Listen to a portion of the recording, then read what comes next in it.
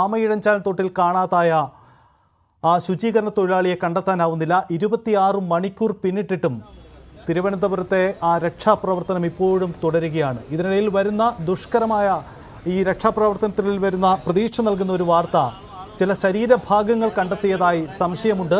Robotic ക്യാമറയിലാണ് ഇത്തരം ചില സംശയങ്ങൾ ഉണ്ടാവുന്നത്. റോബോട്ടിക് ക്യാമറ ദൃശ്യങ്ങളിൽ ഇത്തരമൊരു സംശയം തോന്നിയതിനെ തുടർന്ന് സ്കൂബ ടീം അംഗങ്ങൾ വീണ്ടും പരിശോധനയുമായി ടണലിലേക്ക് ഇറങ്ങിയിരിക്കുകയാണ്. അങ്ങനെയെങ്കിൽ ഈ ടണലിലെ പരിശോധന അങ്ങേയറ്റം നിർണായകമാവുന്നു എന്ന സാഹചര്യമുണ്ട്. ടണലിൽ രക്ഷാദൗത്യത്തിന് വെല്ലുവിളികൾ പലതുണ്ട്. കെട്ടിക്കിടക്കുന്ന മാലിന്യ കൂമ്പാരമാണ് പ്രതിസന്ധി ഉണ്ടാക്കുന്നത്.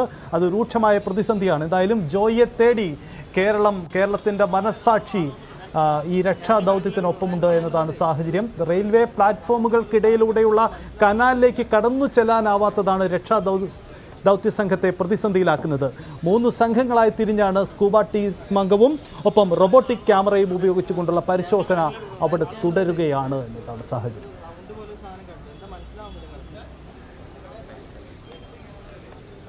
യെസ്, നമുക്ക് ആദ്യം വി വിനോദും ഡാൻ കുര്യനുമുണ്ട്. ആദ്യം വിനോദ്, നമുക്ക് പ്രതീക്ഷ നൽകുന്ന രക്ഷാദൗത്യത്തിൽ ഒരു പ്രതീക്ഷ തോന്നുന്ന ഘട്ടം എന്ന് തോന്നിക്കാൻ കഴിയുമോ? യഥാർത്ഥത്തിൽ എന്താണ് ഈ ക്യാമറയിൽ തെളിഞ്ഞത്? അതിനനുസരിച്ചാണോ ഇപ്പോൾ പരിശോധന നടക്കുന്നത്?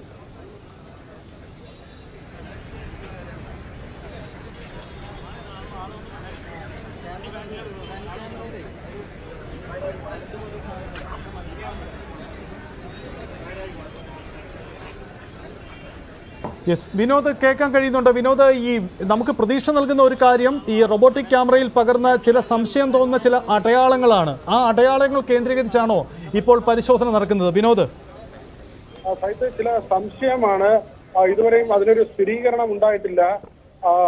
ഒരു മനുഷ്യന്റെ കാൽ എന്ന് തോന്നുന്ന തരത്തിലുള്ള ഒരു ദൃശ്യമാണ്. പക്ഷേ ഇതുവരെയും അതിനൊരു സ്ഥിരീകരണം ഉണ്ടായിട്ടില്ല.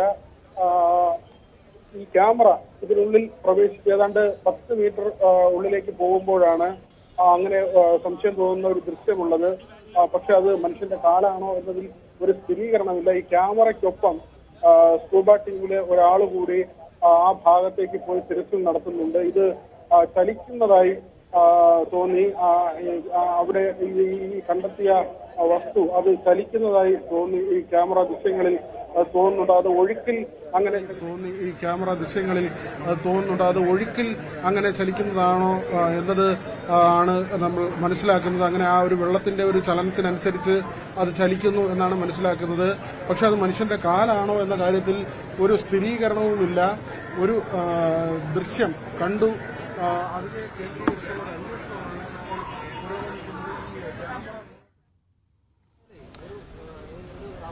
യെസ്, എന്തോ പ്രധാനപ്പെട്ട ചില വിവരങ്ങൾ ഡാൻ കുര്യനും പങ്കുവെക്കാനുണ്ട്. ഡാൻ, എന്താണ് ഈ രക്ഷാദൗത്യത്തിന്റെ ഒരു പ്രധാനപ്പെട്ട സൂചനകൾ എന്തെങ്കിലും ലഭ്യമാവുന്നുണ്ടോ? സജിത്ത്, 10 മീറ്ററിനുള്ളിൽ സംശയിക്കുന്ന തരത്തിൽ കണ്ടത് കാല് തന്നെയാണെന്ന് ഏറെക്കുറെ സ്ഥിരീകരിക്കുകയാണ്. അവിടേക്ക് ഉദ്യോഗസ്ഥർ എത്തുകയാണ്. ജില്ലാ കളക്ടർക്ക് അതുമായി ബന്ധപ്പെട്ട നിർണായകമായ ദൃശ്യങ്ങൾ ലഭിച്ചു കഴിഞ്ഞു. ആ ഉറപ്പിൽ അവർ അകത്തേക്ക് കയറുകയാണ്. അത് ആ വ്യക്തി തന്നെയാണ്, ജോയി തന്നെയാണ് എന്നൊരു നിഗമനത്തിലാണ് ഇപ്പോൾ രക്ഷാദൌത്യം ആ 10 മീറ്റർ കൃത്യമായി ലൊക്കേറ്റ് ചെയ്തിരിക്കുന്ന സ്ഥലത്തേക്ക് എത്തുന്നതിന് വേണ്ടിയുള്ള ശ്രമങ്ങൾ ആരംഭിക്കുന്നു. അതിനുവേണ്ടിയിട്ടുള്ള മറ്റ് ഒരുക്കങ്ങളൊക്കെ പൂർത്തിയാക്കിയിരിക്കുന്നു. നമുക്ക് ലഭ്യമാകുന്ന സൂചനകൾ അനുസരിച്ച് അത് ജോയിയുടെ ശരീരഭാഗം ആണ് എന്ന് ഏറെക്കുറെ ഉറപ്പിച്ചുകൊണ്ടാണ് രക്ഷാദൌത്യം 10 മീറ്ററിനുള്ളിൽ ഈ ശരീരഭാഗം ക്യാമറയിൽ ദൃശ്യമായ സ്ഥലത്തേക്ക് എത്തുന്നതിന് വേണ്ടിയിട്ടുള്ള ശ്രമങ്ങൾ ഇപ്പോൾ ആരംഭിക്കുന്നത്. RF ഉൾപ്പെടെയുള്ള മറ്റ് ഉദ്യോഗസ്ഥരെല്ലാം മറ്റ് ഒരുക്കങ്ങൾ സജ്ജമാക്കുന്നതിന് വേണ്ടി ഇവിടെ എത്തിയിട്ടുണ്ട്. ഒരു വയർലെസ് സംവിധാനം കൂടി ഇവിടെ എത്തിക്കാനുണ്ട് അവർക്ക്. ആ വയർലെസ് സംവിധാനം കൂടെ നമ്മളിപ്പോൾ നിൽക്കുന്ന ഈ സ്ഥലത്തേക്ക്, അതായത് ഇന്ത്യൻ കോഫി ഹൌസിന് സമീപത്ത് KTDCയുടെ ചൈത്രം ഹോട്ടലിന്റെ നേരെ എതിർവശത്താണ് മറ്റ് സുരക്ഷാ ഉദ്യോഗസ്ഥരുടെ വാഹനങ്ങളൊക്കെ കിടക്കുന്നത്. അവിടേക്ക് ഒരു വയർലെസ് സംവിധാനം അടങ്ങിയ വാഹനം കൂടി എത്തിച്ച് അതിന്റെ സാങ്കേതിക സംവിധാനങ്ങൾ കൂടി പ്രയോജനപ്പെടുത്തിക്കൊണ്ട് ഇപ്പോൾ ഈ ദൃശ്യങ്ങൾ കണ്ടിരിക്കുന്ന 10 മീറ്ററിനുള്ളിലേക്ക് കടക്കുന്നതിന് വേണ്ടിയിട്ടുള്ള ശ്രമങ്ങൾ എത്രയും പെട്ടെന്ന് ആരംഭിക്കുന്നതിന് വേണ്ടിയിട്ടുള്ള അവസാനപ്പെട്ട ഒരുക്കങ്ങൾക്ക് നേതൃത്വം നൽകുകയാണ് ഉദ്യോഗസ്ഥർ. യെസ്, വളരെ പ്രധാനപ്പെട്ട വിവരമാണ്. ദൃശ്യത്തിൽ, അതായത് റോബോട്ടിക് ക്യാമറ ദൃശ്യത്തിൽ ചില പ്രധാനപ്പെട്ട വിവരങ്ങൾ കണ്ടെത്തിയെന്ന സ്ഥിരീകരണം വരുന്നുണ്ട്. അങ്ങനെയെങ്കിൽ നമ്മുടെ തിരച്ചിൽ അതിൻ്റെ ഒരു പ്രധാനപ്പെട്ട ഇടത്തേക്ക് തന്നെ എത്തുന്നു എന്നതിൻ്റെ സൂചനകളാണ്. ഡാൻ കുര്യനും ഒപ്പം വിനോദുമുണ്ട്. അവർ വിവരങ്ങൾ ശേഖരിക്കുക. എന്തായാലും നമ്മൾ കാത്തിരിക്കുന്ന നമ്മുടെ ഈ 26 മണിക്കൂർ പിന്നിടുന്ന ഈ തിരച്ചിലിന്റെ സുപ്രധാന ഘട്ടത്തിലേക്ക് എത്തുന്നു. ഇതാ ഈ ദൃശ്യങ്ങളിൽ കാണുന്ന റോബോട്ടിക് ക്യാമറ ദൃശ്യങ്ങളാണ് പ്രേക്ഷകർ കാണുന്നത്. ഈ റോബോട്ടിക് ക്യാമറ ദൃശ്യങ്ങളിലുള്ള ഈ അവ്യക്തത തോന്നിക്കുന്ന ഈ ദൃശ്യങ്ങളാവാം ഒരുപക്ഷേ ശരീരഭാഗങ്ങൾ എന്ന സംശയമാണ്. അതിന്റെ അടിസ്ഥാനത്തിലാണ് ഇപ്പോൾ അന്വേഷണം നടക്കുന്നത്. അതിലേക്കാണ് ഇപ്പോൾ സ്കൂബ ടീം അംഗങ്ങളുടെ തെരച്ചിൽ സംഘം ഇപ്പോൾ ടണലിനുള്ളിലേക്ക് പ്രവേശിച്ചിരിക്കുന്നത്. അങ്ങനെയെങ്കിൽ ടണലിൽ നിന്നും പുറത്തേക്ക് വരുന്ന സ്കൂബ ടീം അംഗങ്ങൾ നൽകുന്ന നിർണായക വിവരങ്ങൾ അത് തന്നെയാവാം ഈ അന്വേഷണത്തിൽ ഈ മണിക്കൂറുകളിൽ ഈ മിനിറ്റുകളിൽ നിർണായകമാവുന്നത്. എന്തായാലും കൃത്യമായ സൂചനകൾ ലഭ്യമാവുന്നുണ്ട്. ടണലിനുള്ളിൽ തന്നെയാണ് നമ്മൾ തേടുന്ന ആകാംക്ഷയുയർത്തുന്ന ആ വ്യക്തത ഉണ്ടാകുന്ന കാര്യം ഉള്ളത് എന്ന് തന്നെയാണ് സൂചനകൾ വരുന്നത്. ശരീരഭാഗങ്ങൾ തന്നെയാണ് അവിടെ കുടുങ്ങിക്കിടക്കുന്നത് എന്ന സൂചനയാണ്. അങ്ങനെയെങ്കിൽ ജോയിയെ കണ്ടെത്തിയോ എന്ന തരത്തിലേക്ക് നമുക്ക് പോകേണ്ടി വരും. സ്ഥിരീകരിക്കാൻ ഇതുവരെയും കഴിയുന്നില്ല, സൂചനകൾ മാത്രമാണ്. പക്ഷേ അവിടെ ഒരു ശരീരഭാഗം തന്നെയാണ് ഉള്ളതെന്നതിൽ ഏറെക്കുറെ ഉറപ്പിച്ച് പറയാൻ കഴിയുന്ന സാഹചര്യത്തിലേക്ക് തന്നെ പോകുന്നുണ്ട്. ഡാൻ തുടരുന്നു. ഡാൻ, ഇതിൽ ഒരു വ്യക്തത വരുന്നുണ്ടോ? ക്ഷമിക്കണം, ഡാനിലേക്ക് വരുന്ന മുമ്പ് വിനോദാണ് റോബോട്ടിക് ക്യാമറയുടെ സമീപത്തുള്ളതെന്ന് ഞാൻ കരുതുന്നു. വിനോദ്, ഈ റോബോട്ടിക് ക്യാമറ ദൃശ്യങ്ങൾ സൂചന നൽകുന്നുണ്ടോ?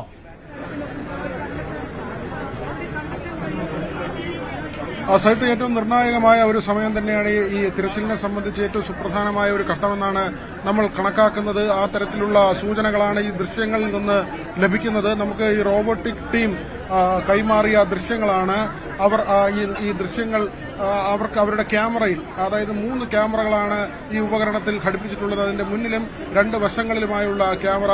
അതിൽ ഒരു ക്യാമറയിലാണ് ഈ മനുഷ്യ ശരീരം എന്ന് സംശയിക്കുന്ന തരത്തിൽ, മനുഷ്യന്റെ ശരീരഭാഗം എന്ന് സംശയിക്കുന്ന തരത്തിലുള്ള ഒരു ദൃശ്യം വന്നിട്ടുള്ളത്. ഇത് കേന്ദ്രീകരിച്ചുള്ള അന്വേഷണം സ്കൂബ ടീമിലെ ഒരു അംഗം ഇതിനകം തന്നെ ടണലിൽ ഈ ദൃശ്യങ്ങൾ കണ്ട സ്ഥലത്ത് ഉണ്ട്. അവിടെ തിരച്ചിൽ നടത്തുകയാണ്. അവിടെ ചലിക്കുന്ന അവസ്ഥയിലായിരുന്നു. കാരണം ഈ വെള്ളത്തിന്റെ ചലനത്തിനനുസരിച്ച് ആ വസ്തുവും ചലിക്കുന്നതായാണ് കണ്ടെത്തിയത്. അതുകൊണ്ട് തന്നെ ചെറിയ ഒഴുക്കുണ്ട്, ഇപ്പോഴും ചെറിയ ഒഴുക്കുണ്ട്. ഒഴുകി മാറാനുള്ള സാധ്യതയുണ്ട്. മനുഷ്യ ശരീരം എന്ന് തന്നെ കരുതിയാണ് ആ ഭാഗത്തുള്ള പരിശോധന. എന്നാൽ മറ്റെന്തെങ്കിലും വസ്തുവാണോ എന്നതും സംശയം ജനിപ്പിക്കുന്നുണ്ട്. ഏതായിരുന്നാലും ഇതുവരെ ഉള്ള തിരച്ചിലിൽ ആകെ ഒരു സൂചന എന്ന നിലയ്ക്ക് ലഭിച്ച ദൃശ്യം, വീഡിയോ ദൃശ്യമാണ് ഇപ്പോൾ ഈ വരുന്ന നമ്മൾ പുറത്തുവിടുന്നത്. ഇതിൽ ക്യാമറ ദൃശ്യമാണ്. ഈ സ്വകാര്യ സംരംഭകർ തയ്യാറാക്കിയ ക്യാമറ. ഇത് റിഫൈനറികളിൽ ഉപയോഗിക്കുന്നതിന് വേണ്ടിയുള്ള ആ തരത്തിലുള്ള ക്യാമറ സംവിധാനമാണ്. ഒരു സബ്മറൈൻ പോലെയും പെരുമാറും. വെള്ളത്തിന്റെ ഉപരിതലത്തിലൂടെയും അതോടൊപ്പം തന്നെ വെള്ളത്തിന് അടിയിലൂടെയും സഞ്ചരിക്കാൻ ശേഷിയുള്ള ക്യാമറ സംവിധാനമാണ്. 3 ക്യാമറകളാണുള്ളത്. ഇതിൽ ഒരു ക്യാമറയിലാണ് ഈ ദൃശ്യം പകർന്നത്. ആ ക്യാമറ പകർത്തിയത്. ആ ദൃശ്യങ്ങളാണ് നമ്മളിപ്പോൾ പുറത്തുവിടുന്നത്. അതിൽ ഒരു മനുഷ്യന്റെ ശരീരഭാഗം എന്ന് തോന്നുന്ന തരത്തിലുള്ള ഒരു കാഴ്ചയാണുള്ളത്. ഏതായിരുന്നാലും ഇത് കേന്ദ്രീകരിച്ചുള്ള അന്വേഷണം മുന്നോട്ട് പോവുകയാണ്. ഇതുവരെ 117 മീറ്ററാണ് ടണലിന്റെ നീളം. ഏതാണ്ട് 60 മീറ്ററോളം ഇതിനകം പരിശോധിച്ചു. നിറയെ മാലിന്യമാണ്. ഈ മാലിന്യ കൂമ്പാരത്തിനിടയിൽ ആണ് ഇപ്പോൾ ഇങ്ങനെ ഒരു വസ്തു കണ്ടെത്തിയിട്ടുള്ളത്. അത് കേന്ദ്രീകരിച്ച് അത് പുറത്തെത്തിക്കാനുള്ള, അതിനടുത്ത് പോയി അത് എന്താണെന്ന് സ്ഥിരീകരിക്കുകയും അങ്ങനെയെങ്കിൽ പുറത്ത് എത്തിക്കുകയും ചെയ്യാനുള്ള നടപടികളാണ് ഇപ്പോൾ പുരോഗമിക്കുന്നത്. സൈത്ത്, യെസ്, വളരെ പ്രധാനപ്പെട്ട കാര്യമാണ്. ഇപ്പോൾ നമ്മൾ പിന്നിൽ കാണുന്ന ആ ക്യാമറ ദൃശ്യം റോബോട്ടിക് ക്യാമറയുടെ സ്ക്രീനാണിത്. പ്ലാറ്റ്ഫോമിൽ സജ്ജീകരിച്ചിരിക്കുന്ന റോബോട്ടിക് ക്യാമറയുടെ സ്ക്രീനാണിത്. ആ ക്യാമറ ദൃശ്യത്തിൽ വ്യക്തമാണ് ചില അവ്യക്തത തോന്നുന്ന ചില ഭാഗങ്ങളുണ്ട്. അത് ശരീരഭാഗമാണ് എന്ന നിഗമനത്തിലാണ് ഇപ്പോൾ അന്വേഷണം നടക്കുന്നത്. അവിടെ സ്കൂബ ടീമിന്റെ പരിശോധനയാണ് നിർണായകമാവുന്നത്. നേരത്തെ ഈ ടണലിന്റെ ഒരു ഭാഗത്തെ പരിശോധന പൂർണ്ണമായിരുന്നു. മറൊരു ഭാഗത്താണ് പരിശോധന നടക്കുന്നത്. ഇതിൽ നമ്മൾ റോബോട്ടിക് ക്യാമറ ദൃശ്യങ്ങളും റോബോട്ടിക് ക്യാമറ സപ്പോർട്ടും നേടിയിരുന്നു. കാരണം ഈ മാലിന്യത്തിനിടയിലൂടെ ക്യാമറ കൊണ്ടുപോയി അവിടെ മനുഷ്യന് കടന്നു ചെല്ലാൻ സാധ്യമല്ലാത്ത ഇടങ്ങളിലേക്ക് ആ ക്യാമറ സംവിധാനം ഉപയോഗപ്പെടുത്തുകയായിരുന്നു. അവിടെയാണ് ഇപ്പോൾ സംശയകരമായ ചില സാഹചര്യങ്ങൾ ഉണ്ടാകുന്നത്. ഡാൻ കുര്യനുണ്ട്. ഡാൻ എന്തെങ്കിലും തരത്തിലുള്ള സ്ഥിരീകരണം അവിടുന്ന് ലഭ്യമാവുന്നുണ്ടോ? ഏറെക്കുറെ അത് ഉറപ്പിക്കുകയാണ് എന്ന് വേണം നമുക്ക് ലഭ്യമാകുന്ന സൂചനകളിൽ നിന്ന് മനസ്സിലാക്കാൻ. കാരണം അവർ ഔദ്യോഗികമായി ഒന്നും സംസാരിക്കാൻ തയ്യാറാകുന്നില്ല. ഇത്രയും നേരം നമ്മളോട് കൃത്യമായി വിവരങ്ങളൊക്കെ പങ്കുവച്ചിരുന്ന ഉദ്യോഗസ്ഥർ അല്പസമയത്തേക്ക് ഒന്നും പറയാനാകില്ല എന്ന് തന്നെ പറഞ്ഞ് ആ മൊബൈൽ ഫോണുകളിൽ അവർക്ക് സംശയം തോന്നിയ ദൃശ്യങ്ങൾ പരസ്പരം ഒരുമിച്ച് നിന്ന് പരിശോധിക്കുകയാണ്. ഏറെക്കുറെ അവർ ഉറപ്പിക്കുന്ന തരത്തിലേക്ക് കാര്യങ്ങൾ എത്തുന്നുവെന്ന് വേണം മനസ്സിലാക്കാൻ. ആകെ പറഞ്ഞിരിക്കുന്ന ഒരു കാര്യം, ഒരു ആധുനിക സജ്ജീകരണങ്ങളുടെ ഒരു വാഹനം കൂടി, അതായത് ഒരു വയർലെസ് സംവിധാനമുള്ള ഒരു വാഹനം കൂടി ഇവിടേക്ക് എത്തിക്കാനുണ്ട്. ആ വാഹനം എത്തിക്കുന്നതിന് വേണ്ടി പുറത്ത് കിടക്കുന്ന വാഹനങ്ങൾ അവിടെ നിന്ന് ഒഴിപ്പിക്കുകയാണ്. അവിടെ നിന്ന് ആ വാഹനങ്ങളെല്ലാം ഒഴിപ്പിച്ചതിന് ശേഷം ഈ പ്രധാന കവാടത്തിലേക്ക് ആ വാഹനം, ഈ ആധുനിക സജ്ജീകരണങ്ങളുള്ള ഈ വയർലെസ് വാഹനം എത്തിച്ചതിന് ശേഷം അതിലെ ഉപകരണങ്ങൾ ഉപയോഗിച്ചുകൊണ്ട് അകത്തേക്ക് ഈ സംശയം തോന്നിയ ഈ ശരീരഭാഗങ്ങൾ കണ്ട സ്ഥലത്തേക്ക് ഈ സ്കൂബ ടീം അംഗങ്ങളെ എല്ലാ ആധുനിക സജ്ജീകരണങ്ങളോടും കൂടി കയറ്റിവിടുന്നതിന് വേണ്ടിയിട്ടുള്ള അവസാനവട്ട ശ്രമത്തിലേക്ക് കടക്കുകയാണ്. രക്ഷാദൌത്യം നിർണായകമായ ഒരു ഘട്ടത്തിലേക്ക് കടക്കുന്നു. 25 മണിക്കൂറുകൾക്ക് ഇപ്പുറം ഒരു ശുഭസൂചന എത്തുന്നു. അദ്ദേഹം എവിടെയാണ് തങ്ങിക്കിടന്നത് എന്നതിനെ സംബന്ധിച്ച് ഏകദേശം ഒരു ധാരണയിലേക്ക് ഇപ്പോൾ രക്ഷാദൌത്യത്തിന് നേതൃത്വം നൽകുന്ന ദേശീയ ദുരന്ത നിവാരണ സേനയുടെയും അഗ്നിശമന സേനയുടെയും ഉദ്യോഗസ്ഥർ എത്തുന്നുവെന്ന സൂചനകളാണ് ഈ ഘട്ടത്തിൽ നമുക്ക് ഏറ്റവും ഒടുവിൽ പ്രേക്ഷകരുമായി പങ്കുവെക്കാനുള്ളത്. സജിത്ത്, യെസ്, അവിടേക്ക് വരികയാണ് അഗ്നിശമന സേന ഉദ്യോഗസ്ഥരൊപ്പം നാഷണൽ ദേശീയ ദുരന്ത നിവാരണ സേന അംഗങ്ങളുടെയും പങ്കാളിത്തം അവിടെയുണ്ട്. കണ്ടെത്തിയെന്ന സൂചനയിലേക്ക് തന്നെയാണ് വരുന്നത്. പ്രതീക്ഷ നൽകുന്ന കാര്യമാണ്. നമുക്ക് മുന്നിൽ ആശങ്കയുണ്ടായിരുന്ന പല ഘടകങ്ങൾ ഇങ്ങനെയായിരുന്നു. ഒന്ന്, കനാലിനുള്ളിലെ പരിശോധന പൂർത്തിയായതിനു ശേഷവും കൃത്യമായൊരു സൂചന കിട്ടിയില്ലെങ്കിൽ കൂടുതൽ വിശാലമായ ഇടത്തേക്ക് പരിശോധന നടത്തേണ്ടി വരും. 26 മണിക്കൂർ പിന്നിടുന്ന ഈ പരിശോധനയിൽ അത്തരമൊരു സാഹചര്യം ഉണ്ടായെങ്കിൽ അത് അങ്ങേയറ്റം ദുഷ്കരമാകും എന്നതാണ്. കാരണം മറ്റു സാധ്യതകൾ അങ്ങനെയെങ്കിൽ നിരവധിയാണ്. കാരണം ഈ കൂടുതൽ പൊഴിമുഖത്തേക്കും മറ്റും അങ്ങനെയെങ്കിൽ ഒഴുകിപ്പോകാനുള്ള സാധ്യതയും മറ്റും അത്തരം ആലോചനകളിലേക്കും ഒരുപക്ഷെ പോയിരുന്നു. രാവിലെ കളക്ടർ അടക്കം അത്തരം സാധ്യതകൾ പറഞ്ഞിരുന്നതുമാണ്. പക്ഷേ ഇപ്പോൾ തന്നെ ഈ കനാലിനുള്ളിൽ തന്നെ ഇത്തരം സംശയകരമായ ഒരു വസ്തു കണ്ടെത്തുന്നു. അങ്ങനെയെങ്കിൽ അത് ശരീരഭാഗമാണോ എന്ന തോന്നൽ ഉളവാക്കുന്നു എന്നതാണ്. തെരച്ചിൽ സംഘം അതിൻ്റെ തൊട്ടരികെ എത്തി എന്നതാണ് നമുക്ക് ലഭ്യമാവുന്നത്. അങ്ങനെയെങ്കിൽ നമുക്ക് കാത്തിരിക്കുന്ന മിനിറ്റുകളിൽ നമുക്ക് വ്യക്തത ഉണ്ടാവുന്നത് ഈ സ്കൂബ ടീം അംഗങ്ങളുടെ മടങ്ങിവരവാണ്. ആ മടങ്ങിവരവിൽ വ്യക്തത ഉണ്ടാവുമെന്ന് കരുതാം. സ്ക്രീനിന്റെ ഇടതുവശത്തായി കാണുന്ന ആ സ്ക്രീനിൽ സ്കൂബ ടീം അംഗങ്ങളുടെ പരിശോധന നമുക്ക് കാണാം.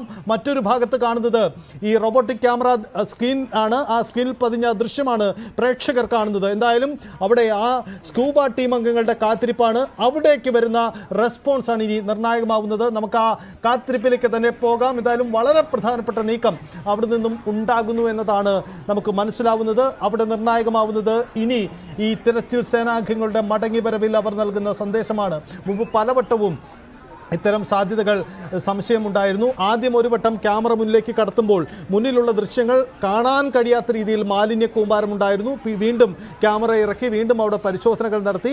ഏറ്റവും ഒടുവിലാണ് ഇത്തരം സംശയം തോന്നുന്ന ഒരു സാഹചര്യത്തിലേക്ക് എത്തിയിരിക്കുന്നത്. അതാണ് റോബോട്ടിക് ക്യാമറയുടെ സ്ക്രീൻ ദൃശ്യങ്ങൾ പ്രേക്ഷകർ കാണുന്ന ആ ദൃശ്യങ്ങളിലൂടെ വ്യക്തമാവുന്നത്. എന്തായാലും അവിടെ സർവ്വസജ്ജമായി ദൗത്യസംഘം നിലയുറപ്പിച്ചിരിക്കുകയാണ്. കൂടുതൽ ദൗത്യ സേനാംഗങ്ങളെ മറ്റു ജില്ലകളിൽ നിന്നും അങ്ങോട്ടേക്ക് കൊണ്ടുവരാൻ ഫയർഫോഴ്സിന്റെ തീരുമാനമുണ്ട്. അത്തരം നീക്കങ്ങൾ, ആലോചനകൾ നടക്കുകയാണ്. പലവട്ടമായ റിവ്യൂ മീറ്റിംഗുകൾ ചേർന്നുകൊണ്ട് ഈ ദൗത്യം ഏറ്റെടുത്തുകൊണ്ട് മുന്നോട്ട് പോവുകയാണ്. കാണാതായ ജോയ് എവിടെയെന്ന ചോദ്യമാണ്. അതിനാണ് നമുക്ക് ഉത്തരം തേടേണ്ടത്. ജോയ് എവിടെയാണ്? ജോയിയെ നമുക്ക് രക്ഷിച്ചെടുക്കാനാകുമോ എന്ന ചോദ്യമാണ് അവശേഷിക്കുന്നത്. എന്തായാലും നമുക്ക് ദൃശ്യത്തിലുള്ളത് കാൽഭാഗമാണ്. അതായത് ഒരു ശരീരഭാഗത്തിൻ്റെ കാൽഭാഗമാണ് ഇതിൽ കണ്ടെത്തിയത് എന്ന സൂചനയാണുള്ളത്. അതിലേക്ക് തന്നെയാണിപ്പോൾ എത്തുന്നത്. ദൗത്യസംഘം എത്തുന്ന ആ വിലയിരുത്തലുകൾ അതാണ്. ശ്രദ്ധിക്കുക, ഇതിൽ ഔദ്യോഗിക സ്ഥിരീകരണം ഒന്നും ഇതുവരെ ഉണ്ടായിട്ടില്ല. ആ കാര്യത്തിൽ സ്ഥിരീകരണം ഉണ്ടാവേണ്ടതുണ്ട്. ഒരു പക്ഷേ ഇതിലൊരു സ്ഥിരീകരണം ഉണ്ടായെങ്കിൽ ഈ ദൗത്യത്തിൽ നിർണായകമായത് ഈ റോബോട്ടിക് ക്യാമറകൾ തന്നെ ആവും എന്ന സൂചനകൾ കൂടിയുണ്ട്. അങ്ങനെയെങ്കിൽ അക്കാര്യത്തിലൊരു വ്യക്തത വരേണ്ടതുണ്ട്. വിനോദ് തുടരുന്നുണ്ടെങ്കിൽ എന്താണ് സൂചനകൾ? പുതിയതായി എന്തെങ്കിലും ലഭ്യമാവുന്നുണ്ടോ?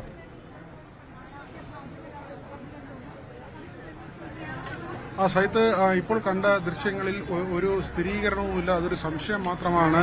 ആ ഭാരമുള്ള വസ്തുവൊന്നും ഇതുവരെ കണ്ടെത്തിയിട്ടില്ല എന്നാണ് ഈ സ്കൂബ ടീമിൽ നിന്നുള്ള ആളുകളിൽ നിന്ന്, ആ ടീമിൽ നിന്ന് നമുക്ക് മനസ്സിലാക്കാൻ കഴിയുന്നത്. ഇതുവരെ അതായത് ഈ ദൃശ്യം പുറത്തു വരുന്നു, മനുഷ്യ ശരീരമാണെന്ന് സംശയമുണ്ട് എങ്കിൽ തന്നെയും അതിനടുത്ത് പോയുള്ള പരിശോധന തുടരുകയാണ്. ഇതുവരെയും ഒരു ഭാരമുള്ള വസ്തു അല്ലെങ്കിൽ അങ്ങനെ മനുഷ്യ ശരീരം എന്ന് മനസ്സിലാക്കാൻ കഴിയുന്ന ഒരു വസ്തുവും ഇതുവരെ കണ്ടെത്തിയിട്ടില്ല എന്ന ഒരു വിശദീകരണമാണ് ഈ സംഘത്തിലുള്ളവർ നൽകുന്നത്. പക്ഷേ ചില സംശയങ്ങൾ പുറത്തു വന്ന ദൃശ്യങ്ങൾ സംബന്ധിച്ചുള്ള ചില സംശയങ്ങളാണ്.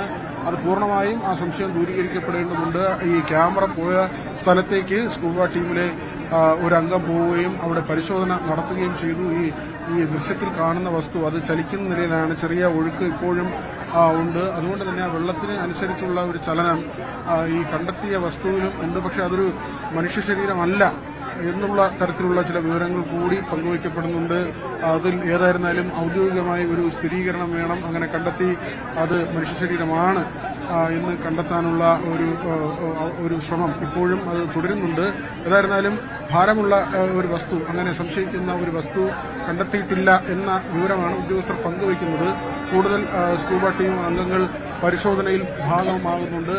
രണ്ട് വശത്തു നിന്നും, അതായത് ഈ ടണലിന്റെ രണ്ട് ഭാഗത്തു നിന്നും ഇപ്പോൾ പരിശോധന പുരോഗമിക്കുകയാണ്.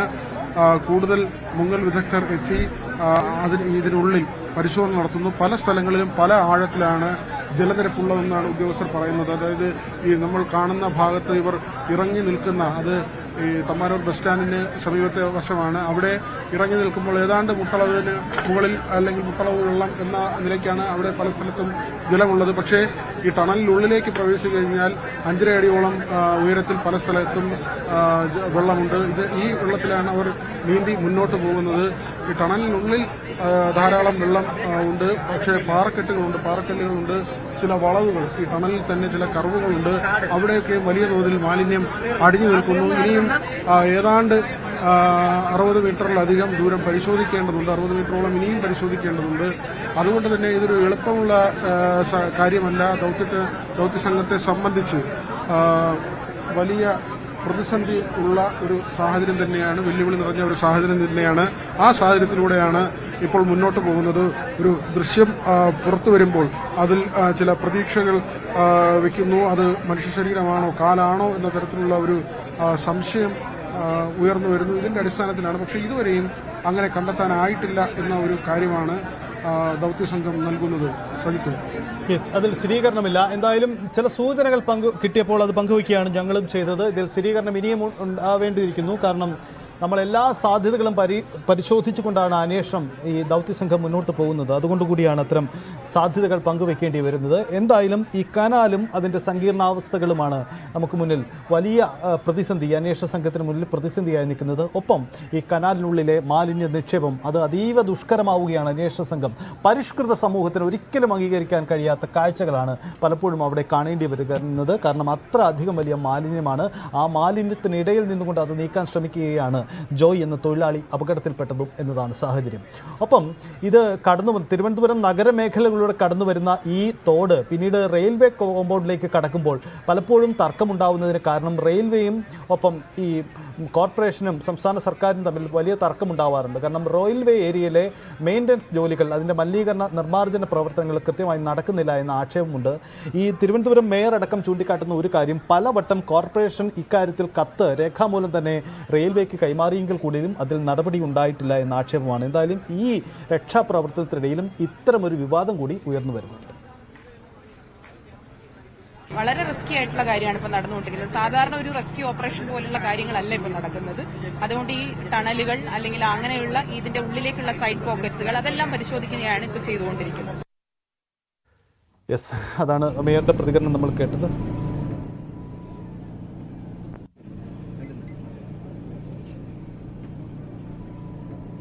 അത് നിരന്തരമായി കത്തുകൊടുത്തതാണ്. ഞാൻ നേരത്തെ ഇവിടെ സൂചിപ്പിച്ചതുപോലെ തന്നെ അത് ഇപ്പോൾ നമ്മൾ ആ വിഷയത്തിലേക്കൊന്നും പോകാതെ തന്നെ നമുക്കറിയാലോ, നേരത്തെ മിനിസ്റ്റർ തന്നെ പറഞ്ഞു, ഇതൊരു കൂട്ടായ പ്രവർത്തനമാണ് ഇപ്പോൾ നടന്നുകൊണ്ടിരിക്കുന്നത്. എല്ലാവരും ഇവിടെ നിൽക്കുന്ന എല്ലാവരും, ഓരോ വ്യക്തിയും ആത്മാർത്ഥമായി ഇപ്പോഴും പരിശ്രമിച്ചുകൊണ്ടിരിക്കുകയാണ്. അപ്പൊ അതുകൊണ്ട് തന്നെ നമുക്ക് ആ വിഷയത്തിന് ശേഷം ഇത്തരം കാര്യങ്ങളെല്ലാം കൂടി വിവാദം ചർച്ച ചെയ്യേണ്ട സമയമല്ല ഇത്. എന്നിരുന്നാൽ കൂടിയും നമ്മുടെ അധികൃതരുടെ പൊതുസമൂഹത്തെ ഓർമ്മപ്പെടുത്തുന്ന ഒരു സംഭവമായി കൂടി ഇത് മാറുകയാണ്. സ്ഥലം MLA ആന്റണി രാജുവാണ്. ആന്റണി രാജുവും ഈ വെള്ളക്കെട്ടും ആമയിഴഞ്ചാൽ തോടിൻ്റെ ഈ ദുർഘടാവസ്ഥയ്ക്കും കാരണമായി അവരും റെയിൽവേ കുറ്റപ്പെടുത്തുകയാണ്.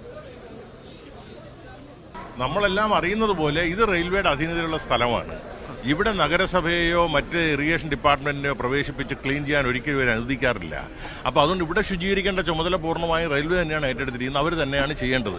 ഇവിടെ ഇപ്പോൾ നമ്മൾ പരിശോധിച്ചപ്പോൾ മാലിന്യ കൂമ്പാരങ്ങൾ നമ്മൾ കണ്ടു. എന്ന് മാത്രം വളരെ പ്രധാനം ഈ ട്രെയിനുകളിൽ വരുന്ന മാലിന്യങ്ങൾ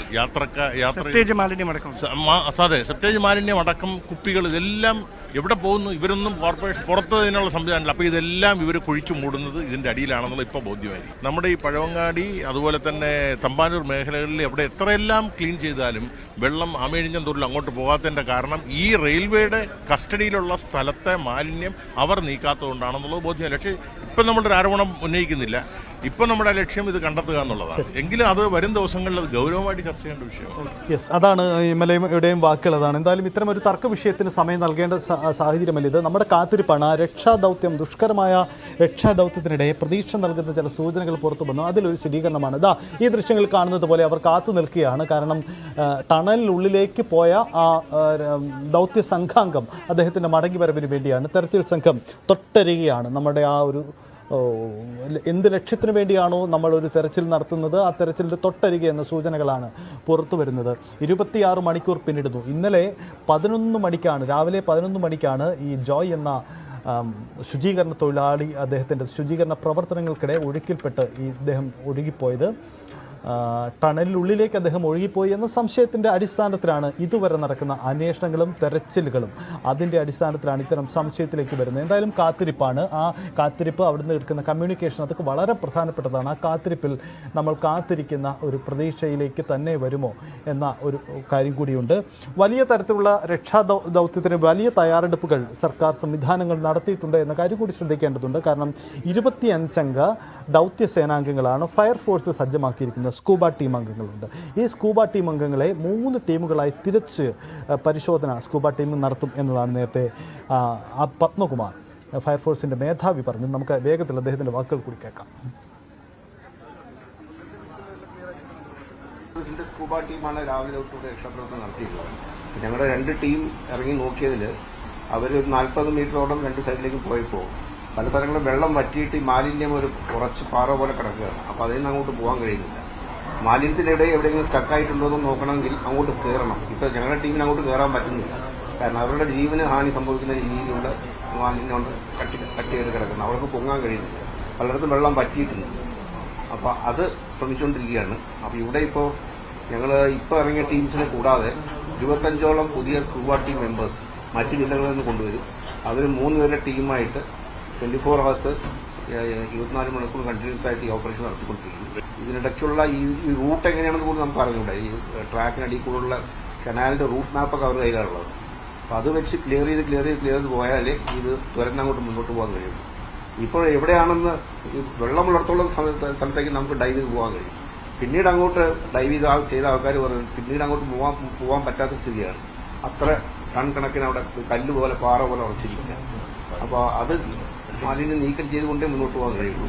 അത് റെയിൽവേ കോൺട്രാക്ടറോട് അതിനുള്ള ടാസ്ക് കൊടുക്കാനായിട്ട് യോഗം തീരുമാനിച്ചിട്ടുണ്ട്. ഞങ്ങളുടെ റെസ്ക്യൂ ഓപ്പറേഷൻ 24 hours കണ്ടിന്യൂ ചെയ്യും. യെസ്, അതാണ് സാഹചര്യം. എന്തായാലും പത്മകുമാർ വിശദീകരിക്കുന്നത് പോലെ, ഫയർഫോഴ്സ് മേധാവി വിശദീകരിക്കുന്ന പോലെ അത്രമേൽ ദുഷ്കരമായൊരു ദൗത്യത്തിലാണ് നമ്മുടെ രക്ഷാദൗത്യം ആ സംഘങ്ങൾ ഏർപ്പെട്ടിരിക്കുന്നത് എന്നതാണ് പ്രധാനപ്പെട്ട കാര്യം. ഒരിക്കൽ കൂടി വിനോദിലേക്കും ഡാൻ കുര്യനിലേക്കും.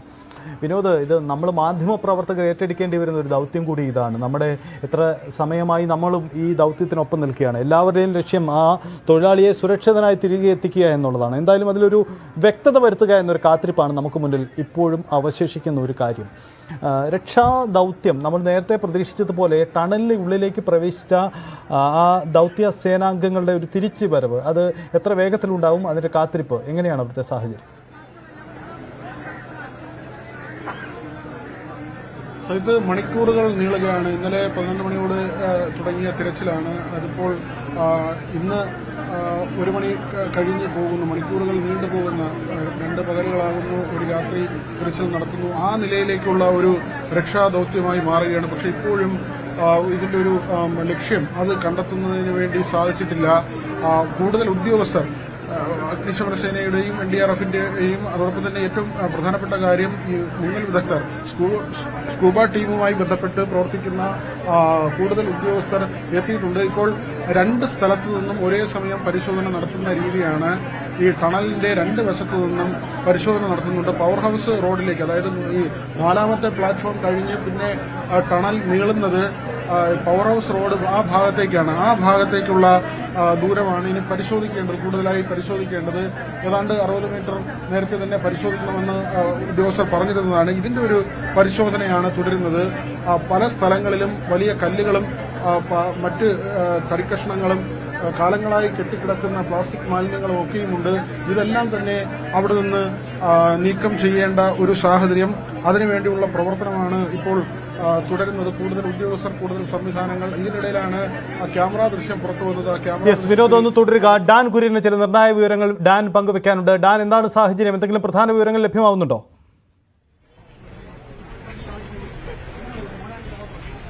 സജിത്ത്, ഈ രക്ഷാദൌത്യത്തിന് അഗ്നിശമന സേനയുടെ ഭാഗത്തു നിന്ന് നേതൃത്വം നൽകുന്ന regional fire officer Abdul Rasheed നമ്മളോടൊപ്പം ചേരുകയാണ്.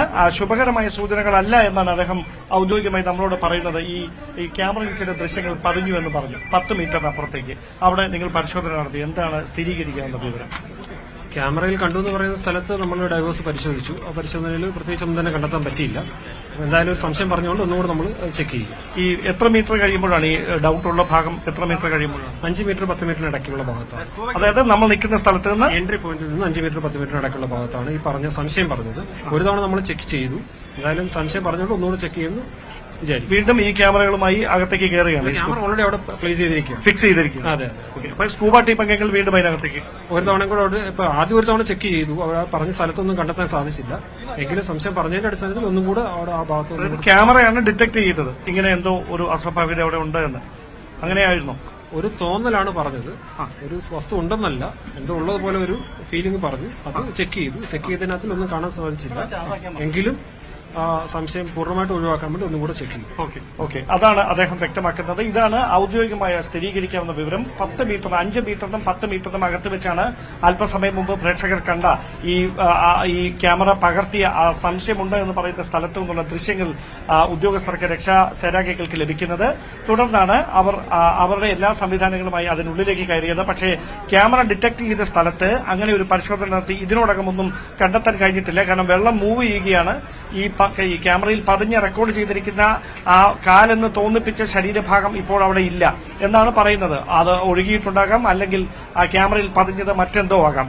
അതുകൊണ്ട് തന്നെ ആ ക്യാമറ അവിടെ തന്നെ പ്ലേസ് ചെയ്തുകൊണ്ട് വീണ്ടും ഉദ്യോഗസ്ഥരുടെ സംഘം പരിശോധനകളുടെ ഭാഗമായി 10 മീറ്ററിനുള്ളിലേക്ക് കടക്കുകയാണെന്ന് വേണം മനസ്സിലാക്കാൻ. അഗ്നിശമന സേനയുടെ സ്കൂബ ഡൈവിംഗ് ടീമിനൊപ്പം ദേശീയ ദുരന്ത നിവാരണ സേനാംഗങ്ങളും രാവിലെ മുതൽ തന്നെ തുടങ്ങിയ രാവിലെ 6:30 പുലർച്ചെ 6:30 തുടങ്ങിയ രക്ഷാദൌത്യമാണ് ഇടവേളകളില്ലാതെ ഇപ്പോഴും പുരോഗമിക്കുന്ന സാഹചര്യത്തിലേക്ക് എത്തിയിരിക്കുന്നത്. സജിത്ത്, എടുത്തു പറയേണ്ടുന്ന കാര്യം 26 മണിക്കൂർ പിന്നിടുമ്പോഴും കൃത്യമായ ഒരു സൂചനകളിലേക്ക് എത്താൻ രക്ഷാപ്രവർത്തകർക്ക് കഴിയുന്നില്ല എന്ന് പറയുമ്പോൾ അദ്ദേഹം എവിടെയാണ് കിടക്കുന്നത് എന്നതിനെ സംബന്ധിച്ച് ഇപ്പോഴും സംശയങ്ങൾ ബാക്കിയാണ്. സ്കൂബ ടീം അംഗങ്ങൾ പുറത്തേക്ക് വരികയാണ്. ഒരുപക്ഷെ അവർ പ്രതികരിച്ചേക്കാം. നമുക്ക് അവര് ക്യാമറ ലോൺ ഡിറ്റക്ട് ചെയ്തെന്ന് പറഞ്ഞിട്ട് അവര് സംശയം പറഞ്ഞുകൊണ്ട് അവർ ഡൈവ് ചെയ്ത് നോക്കിയ. പക്ഷേ ഇല്ല, അങ്ങനെ ഒന്നുമില്ല. വേസ്റ്റ് അത് എത്ര ദൂരം 15 മീറ്ററോളം ഉള്ളിലടി പോയി. 15 മീറ്ററോളം ഈ പറഞ്ഞ സ്ഥലത്തിലൊക്കെ ക്യാമറയുടെ ചുറ്റും നമ്മൾ സെർച്ച് ചെയ്തായിരുന്നു. ഇല്ല ഒന്നുമില്ല. ചാക്കാണോ അത്? ചാക്ക, വേസ്റ്റ് മാത്രമേ. അവര് സംശയം പറഞ്ഞോളൂ, ഉറപ്പ് പറഞ്ഞില്ല, സംശയം പറഞ്ഞു. ഞങ്ങൾ അവിടെ സെർച്ച് കണ്ടിന്യൂ ചെയ്തുകൊണ്ടിരുന്നപ്പോഴേ അങ്ങോട്ടത്തേക്ക് എത്താൻ പറഞ്ഞത്.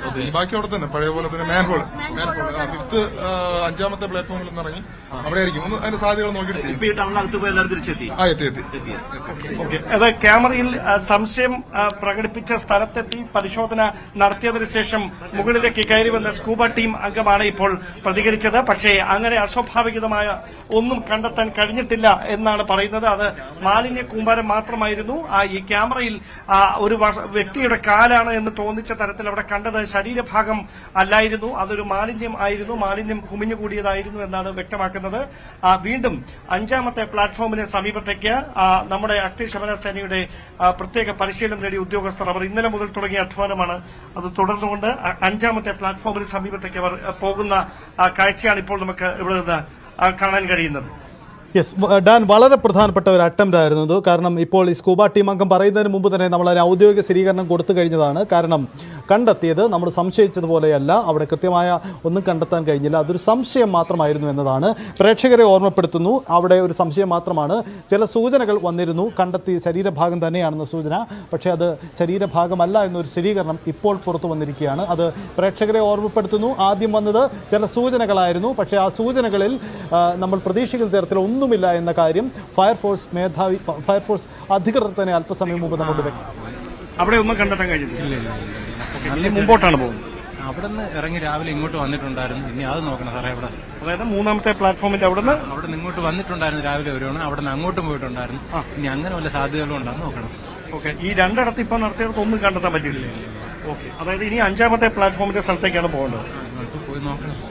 ഓക്കെ, അതാണ് വ്യക്തമാക്കുന്നത്. കാരണം 2 ദിവസമായി തെരച്ചിൽ നടത്തിയ സ്ഥലത്ത് വീണ്ടും സാഹസികമായ പരിശോധനകൾ നടത്തപ്പോഴും എവിടെയാണ് ജോയി എന്ന ചോദ്യം ബാക്കിയാകുകയാണ്. ആ ചോദ്യത്തിന് വ്യക്തമായ ഉത്തരം കണ്ടെത്താൻ ഇതുവരെയും കഴിയുന്നില്ല എന്ന് പറയുമ്പോൾ എത്ര സാഹസികമായ രക്ഷാദൌത്യമാണ് നമ്മുടെ അഗ്നിശമന സേനാംഗങ്ങൾ ജീവൻ പണയപ്പെടുത്തിക്കൊണ്ട് ഈ മാൻഹോളിനുള്ളിൽ 117 മീറ്റർ നീളമുള്ള ഈ മാൻഹോളിലും ആമയിഴഞ്ചാൻ തോട്ടിന്റെ കൈവഴിയിലുമായി നടത്തുന്നതെന്ന് വ്യക്തമാക്കുകയാണ്. കാരണം സമാനതകളില്ലാത്ത ഒരു രക്ഷാദൌത്യം കേരളത്തിന്റെ സമീപകാല ചരിത്രത്തിൽ കേട്ടുകേൾവിയില്ലാത്ത ഒരു ദുരന്തമുഖത്ത് നിന്ന് ഇത്രയധികം മണിക്കൂറുകൾ പിന്നിട്ടിട്ടും അവിടെ നിന്ന് ജോയി എവിടെയാണ് കുടുങ്ങിക്കിടക്കുന്നതിനെ സംബന്ധിച്ച് യാതൊരു തരത്തിലുള്ള സൂചനകളും ഈ ഹൈ ഡെഫിനിഷൻ ക്യാമറ സംവിധാനങ്ങൾ അടക്കം പ്രയോജനപ്പെടുത്തിക്കൊണ്ട് അണ്ടർ വാട്ടർ കമ്മ്യൂണിക്കേഷൻ സർവൈലൻസ് സംവിധാനം ഉപയോഗിച്ചുകൊണ്ട് ഉദ്യോഗസ്ഥർ 40 അടി അകത്തേക്ക് സ്കൂബ ഡൈവിംഗ് സംഘം അടക്കം കടന്നുപോയി പരിശോധിച്ചിട്ടും ഇപ്പോഴും എവിടെയാണ് ജോയി കുടുങ്ങിക്കിടക്കുന്നതിനെ സംബന്ധിച്ച് യാതൊരു സൂചനകളും പുറത്തുവരുന്നില്ല എന്ന് പറയുമ്പോൾ ആ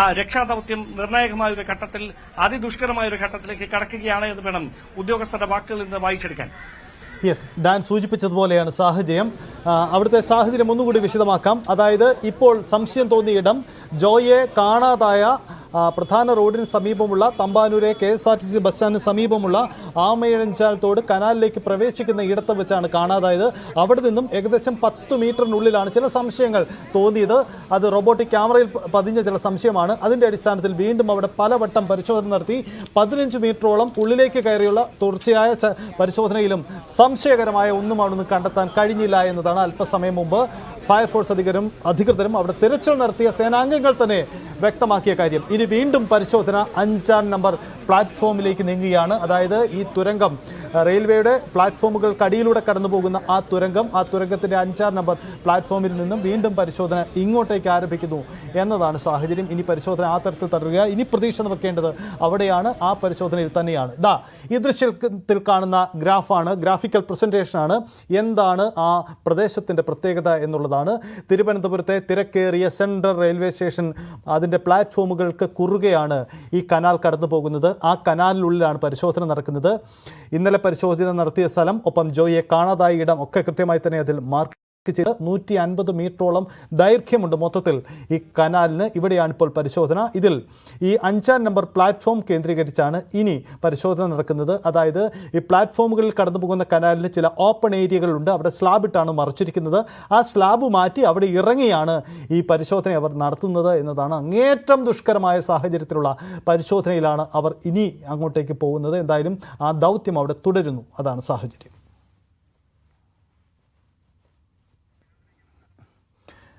യെസ്, വിനോദ് കൂടി നമുക്കൊപ്പമുണ്ട്. വിനോദ്, നമ്മൾ സംശയിച്ചതുപോലെ അവിടെ ആ പ്രതീക്ഷ വെച്ചതുപോലെയുള്ള കാര്യങ്ങളൊന്നുമല്ല ഉണ്ടായിരിക്കുന്നത്. കണ്ടെത്തിയത് ശരീരഭാഗമല്ല എന്നതിന് ഔദ്യോഗികമായ സ്ഥിരീകരണം തന്നെയുണ്ട്. അങ്ങനെയെങ്കിൽ വിനോദ് നിൽക്കുന്നതിന് സമീപത്തുള്ള 5-ാം നമ്പർ പ്ലാറ്റ്ഫോം കേന്ദ്രീകരിച്ചുകൊണ്ടുള്ള പരിശോധന, അവിടെ നിന്നുള്ള അകത്തേക്കുള്ള പരിശോധനയാണ് ഇനി നടക്കേണ്ടത്, അല്ലേ വിനോദ്?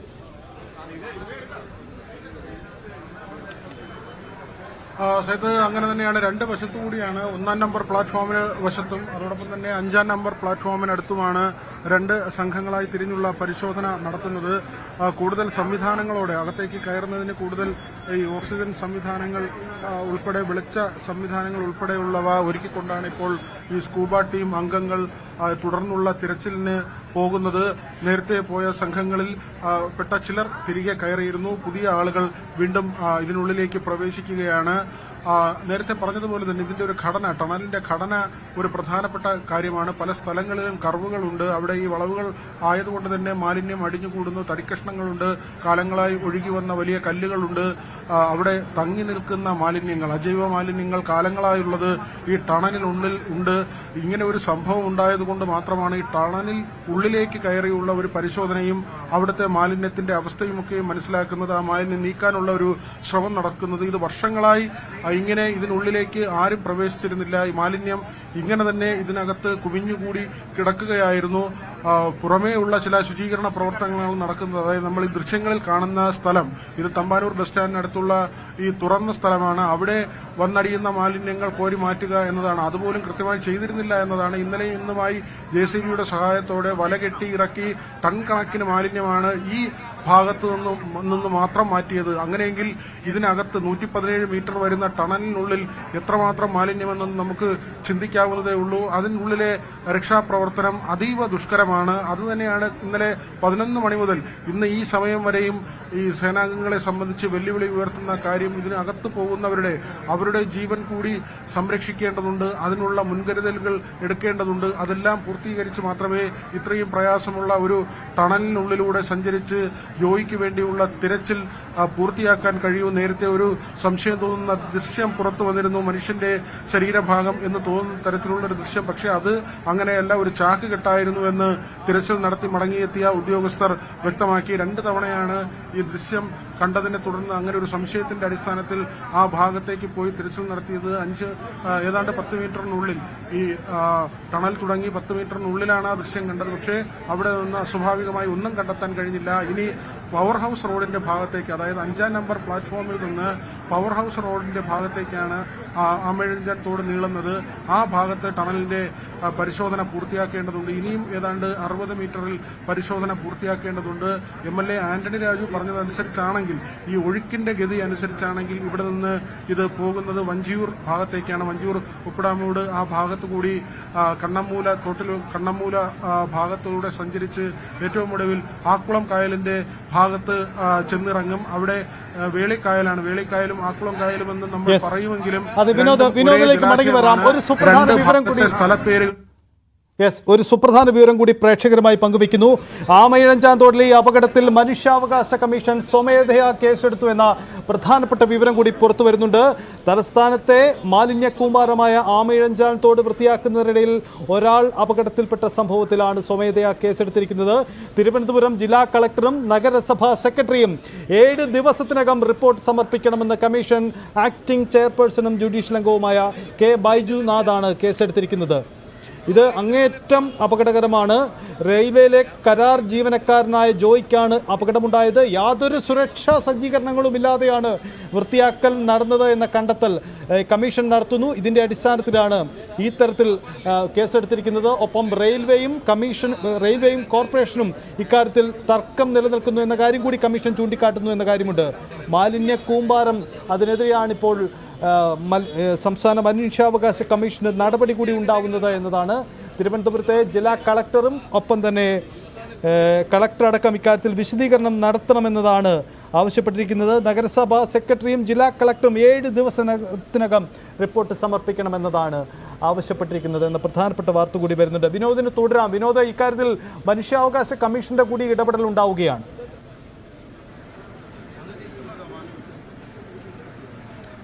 തീർത്തും ഒരു ശരിയായ നടപടി ഉണ്ടാകുന്നു എന്ന് തന്നെയാണ്. മനുഷ്യാവകാശ കമ്മീഷൻ ഇപ്പോൾ സ്വമേധയാണ് ഈ സംഭവത്തിൽ കേസെടുത്തിരിക്കുന്നത്. 7 ദിവസത്തിനകം റിപ്പോർട്ട് തേടിയിട്ടുണ്ട്. ജില്ലാ കളക്ടർ ഉൾപ്പെടെയുള്ളവരിൽ നിന്നാണ് റിപ്പോർട്ട് തേടിയിട്ടുള്ളത്. നേരത്തെ നമ്മൾ ഈ വാർത്തയിൽ സൂചിപ്പിച്ചതാണ് സഹിത്ത്, ഒരു നഗരഹൃദയത്തിലൂടെ ഒഴുകുന്ന ഒരു ജലസ്രോതസ്, അത് വേസ്റ്റ് ഒഴുക്കാൻ അല്ലെങ്കിൽ മാലിന്യം നിരന്തരം ഒഴുക്കിക്കളയുന്നതിന് വേണ്ടി ഒരു ഓടയായി ഉപയോഗിക്കുന്നു എന്ന നിലയിലേക്ക് മാറി.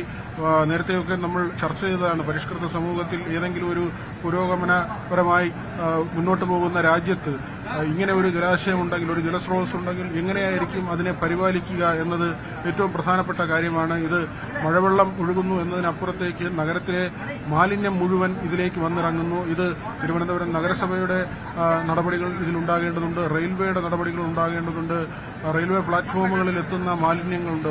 ഇത് പ്രത്യേകിച്ച് മഴക്കാലത്ത് ഇത് തിരുവനന്തപുരം സെൻട്രൽ സ്റ്റേഷനിലേക്ക് എത്തുന്ന ട്രെയിനുകളിൽ നിന്ന് പുറത്തുതള്ളപ്പെടുന്ന മാലിന്യങ്ങൾ, പ്ലാസ്റ്റിക് കുപ്പികൾ ഉൾപ്പെടെയുള്ള മാലിന്യങ്ങൾ, അത് ഈ വെള്ളത്തിലൂടെ ഒഴുകി പല മഴക്കാലത്തും ഈ തോട്ടിലാണ് വന്നടിയുന്നത്. പക്ഷേ ഇവിടെ നിന്ന് അതിന് പിന്നീടൊരു സഞ്ചാരം ഉണ്ടാകുന്നില്ല. ഇവിടെ തന്നെ അത് അടിഞ്ഞുകൂടി, പ്രത്യേകിച്ച് ഈ ടണൽ 117 മീറ്റർ എന്ന് പറയുമ്പോൾ വളരെ ദൈർഘ്യത്തിൽ റെയിൽവേ ട്രാക്കുകളെല്ലാം ഈ ടണലിന് മുകളിലൂടെയാണ് പോകുന്നത്. ഈ ടണലിനുള്ളിലേക്ക് ആരും കയറാറില്ല. കാരണം അത്ര കണ്ട് മാലിന്യം നിറഞ്ഞ ദുർഗന്ധം വമിക്കുന്ന ഒരു തോടാണ്. ഈ തോട്ടിൽ ഇറങ്ങുന്നത് പോയിട്ട് ഇതിന് സമീപത്തുകൂടി പോകുന്നത് പോലും ദുഷ്കരമായ കാര്യമാണ്. മൂക്ക് പൊത്താതെ ഇതിനടുത്തുകൂടി പോകാൻ കഴിയില്ല. അതുകൊണ്ട് തന്നെ ഇതിലേക്ക് ഇറങ്ങുന്നതും ഇതിന്റെ ഒരു ശുചീകരണമൊന്നും അങ്ങനെ പെട്ടെന്ന് ആരും ചെയ്യുന്ന ഒരു കാര്യമല്ല. ഇതിപ്പോൾ ഏറ്റവും ഒടുവിൽ റെയിൽവേ കരാർ നൽകുകയും റെയിൽവേയുടെ കരാർ എടുത്ത അയാളുടെ തൊഴിലാളികളായാണ് കഴിഞ്ഞ ദിവസം ഇവിടെ ജോലിക്കെത്തിയ ആളുകൾ ഈ പ്രവൃത്തികൾ നടത്തിയത്. അതിൽ ഒരാളായിരുന്നു ജോയി. ഈ വളരെ പെട്ടെന്ന് ഈ മഴ പെയ്യുകയും വെള്ളത്തിന്റെ അളവ് കൂടുകയും ഒഴുക്ക് കൂടുകയും ചെയ്തപ്പോൾ ഇതിലേക്ക് വഴുതി വീണു എന്നാണ് ഒപ്പമുണ്ടായിരുന്ന 2 പേർ ഇതുവരെ പറയുന്ന മൊഴി. ആ നിലയ്ക്കുള്ള പരിശോധനയാണ് ഇപ്പോൾ നടക്കുന്നത്. ഇവിടെ 3 പേരും ഇതിനുള്ളിൽ ഈ ശുചീകരണ പ്രവൃത്തിയുമായി നിൽക്കുമ്പോഴായിരുന്നു ജോയി വെള്ളത്തിൽ കാണാതായത്. തുടർന്ന് 11 മണിയോടുകൂടി കഴിഞ്ഞ ദിവസം 11 മണിയോടുകൂടി ആരംഭിച്ച തിരച്ചിൽ അത് ഇപ്പോഴും തുടരുന്നു. കൂടുതൽ ഉദ്യോഗസ്ഥർ സ്ഥലത്തെത്തി ഈ നടപടികളുടെ ഭാഗമാകുന്നു. മുങ്ങൽ വിദഗ്ധർ കൂടുതലായി എത്തുന്നു.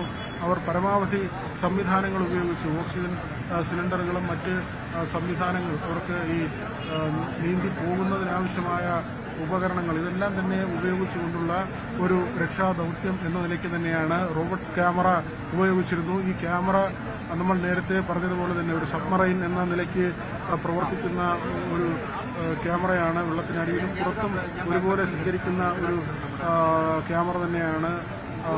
അന്തർവാഹിനിയുടെ സ്വഭാവമുള്ള ഒരു ക്യാമറ തന്നെയാണ്. ഈ ക്യാമറ 3 ക്യാമറകളാണ് ഈ സംവിധാനത്തിൽ ഈ ട്രാക്കറിൽ വെച്ചിട്ടുള്ളത്. ഈ ട്രാക്കർ സഞ്ചരിച്ച് പോയി കൊണ്ടുവന്ന ദൃശ്യമാണ്. പക്ഷേ അത് മനുഷ്യ ശരീരമല്ല, മറ്റൊരു ചാക്കുകെട്ടായിരുന്നു എന്ന കാര്യമാണ് ഉദ്യോഗസ്ഥർ പറയുന്നത്. ഇപ്പോഴും തിരച്ചിൽ തുടരുകയാണ്. ശരി, അതാണ് സാഹചര്യം. എന്തായാലും ഈ സ്ഥലത്തിന്റെ ഒരു സങ്കീർണാവസ്ഥയാണ് തിരച്ചിൽ ഇത്ര ദുഷ്കരമാക്കുന്നത് എന്ന കാര്യത്തിൽ തർക്കമില്ല. കാരണം അപകടം നടന്ന സ്ഥലത്തിന് ഒരു 150 മീറ്റർ അകലത്തിൽ മാത്രമാണ് ഈ പരിശോധന. ഇത്രയധികം ആളുകളുടെ ദുഷ്കരമായ പ്രവൃത്തി വേണ്ടി വരുന്നു എന്നത് മാലിന്യ കൂമ്പാരമുണ്ടാകുന്നു. ഇതിനെല്ലാം കാരണം ഈ അവിടുത്തെ ഒരു കനാൽ സംവിധാനമാണ്. സങ്കീർണമാണ് അവിടുത്തെ സാഹചര്യം. എന്താണ് യഥാർത്ഥത്തിൽ ഈ അവിടെ നടക്കുന്ന രക്ഷാപ്രവർത്തനവും അതിൻ്റെ നീക്കങ്ങളും അപകടം അത് ഉണ്ടായതും എങ്ങനെ നമുക്കൊന്ന് പരിശോധിക്കാം. ഐഷത്തുൽ ഷംനയുണ്ട് നമുക്കിപ്പം. ഷംന, ആ സ്ഥലത്തിൻ്റെ ഒരു സങ്കീർണാവസ്ഥ എങ്ങനെയാണ് നമുക്ക് പ്രേക്ഷകരെ അതിനെ വിശദീകരിക്കാനാവുക?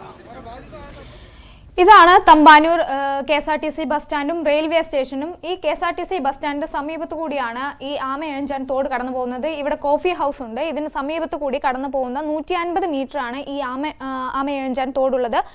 ഇന്നലെ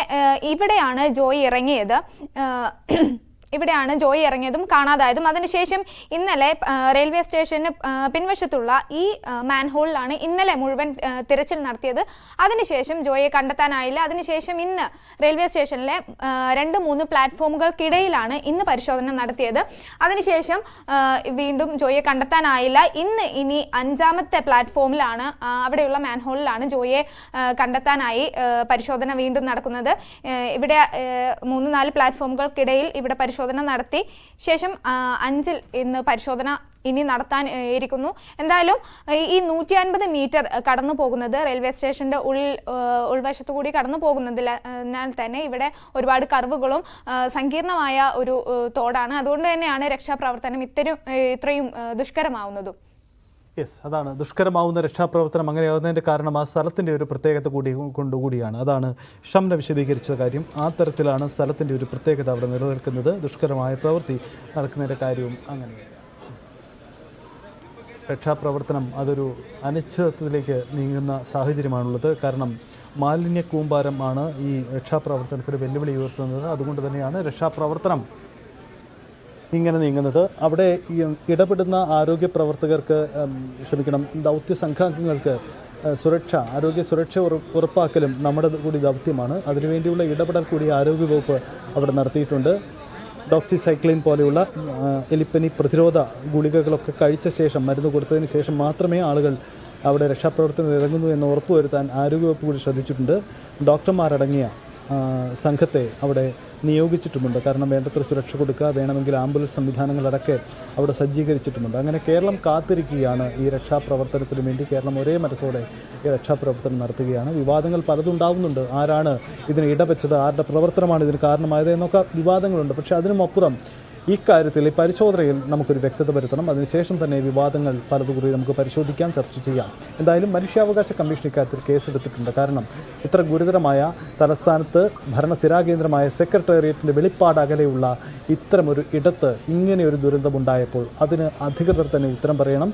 യഥാർത്ഥത്തിൽ ഇതിൽ കോർപ്പറേഷനിലോ ഏതെങ്കിലും പ്രാദേശിക സംവിധാനങ്ങളിലോ മാത്രം ഒതുങ്ങേണ്ടതില്ല. ഇത് സംസ്ഥാന സർക്കാർ തന്നെ ഉത്തരം പറയേണ്ട ഒരു പ്രതിസന്ധിയായി മാറുകയാണ്. തിരുവനന്തപുരം നഗരത്തിൽ മാലിന്യവാഹിനിയായ ഇങ്ങനെയൊരു പുഴ, ഇങ്ങനെയൊരു തോടുണ്ടോ? ആ തോട് എന്തുകൊണ്ട് ഇതിങ്ങനെയാവുന്നു?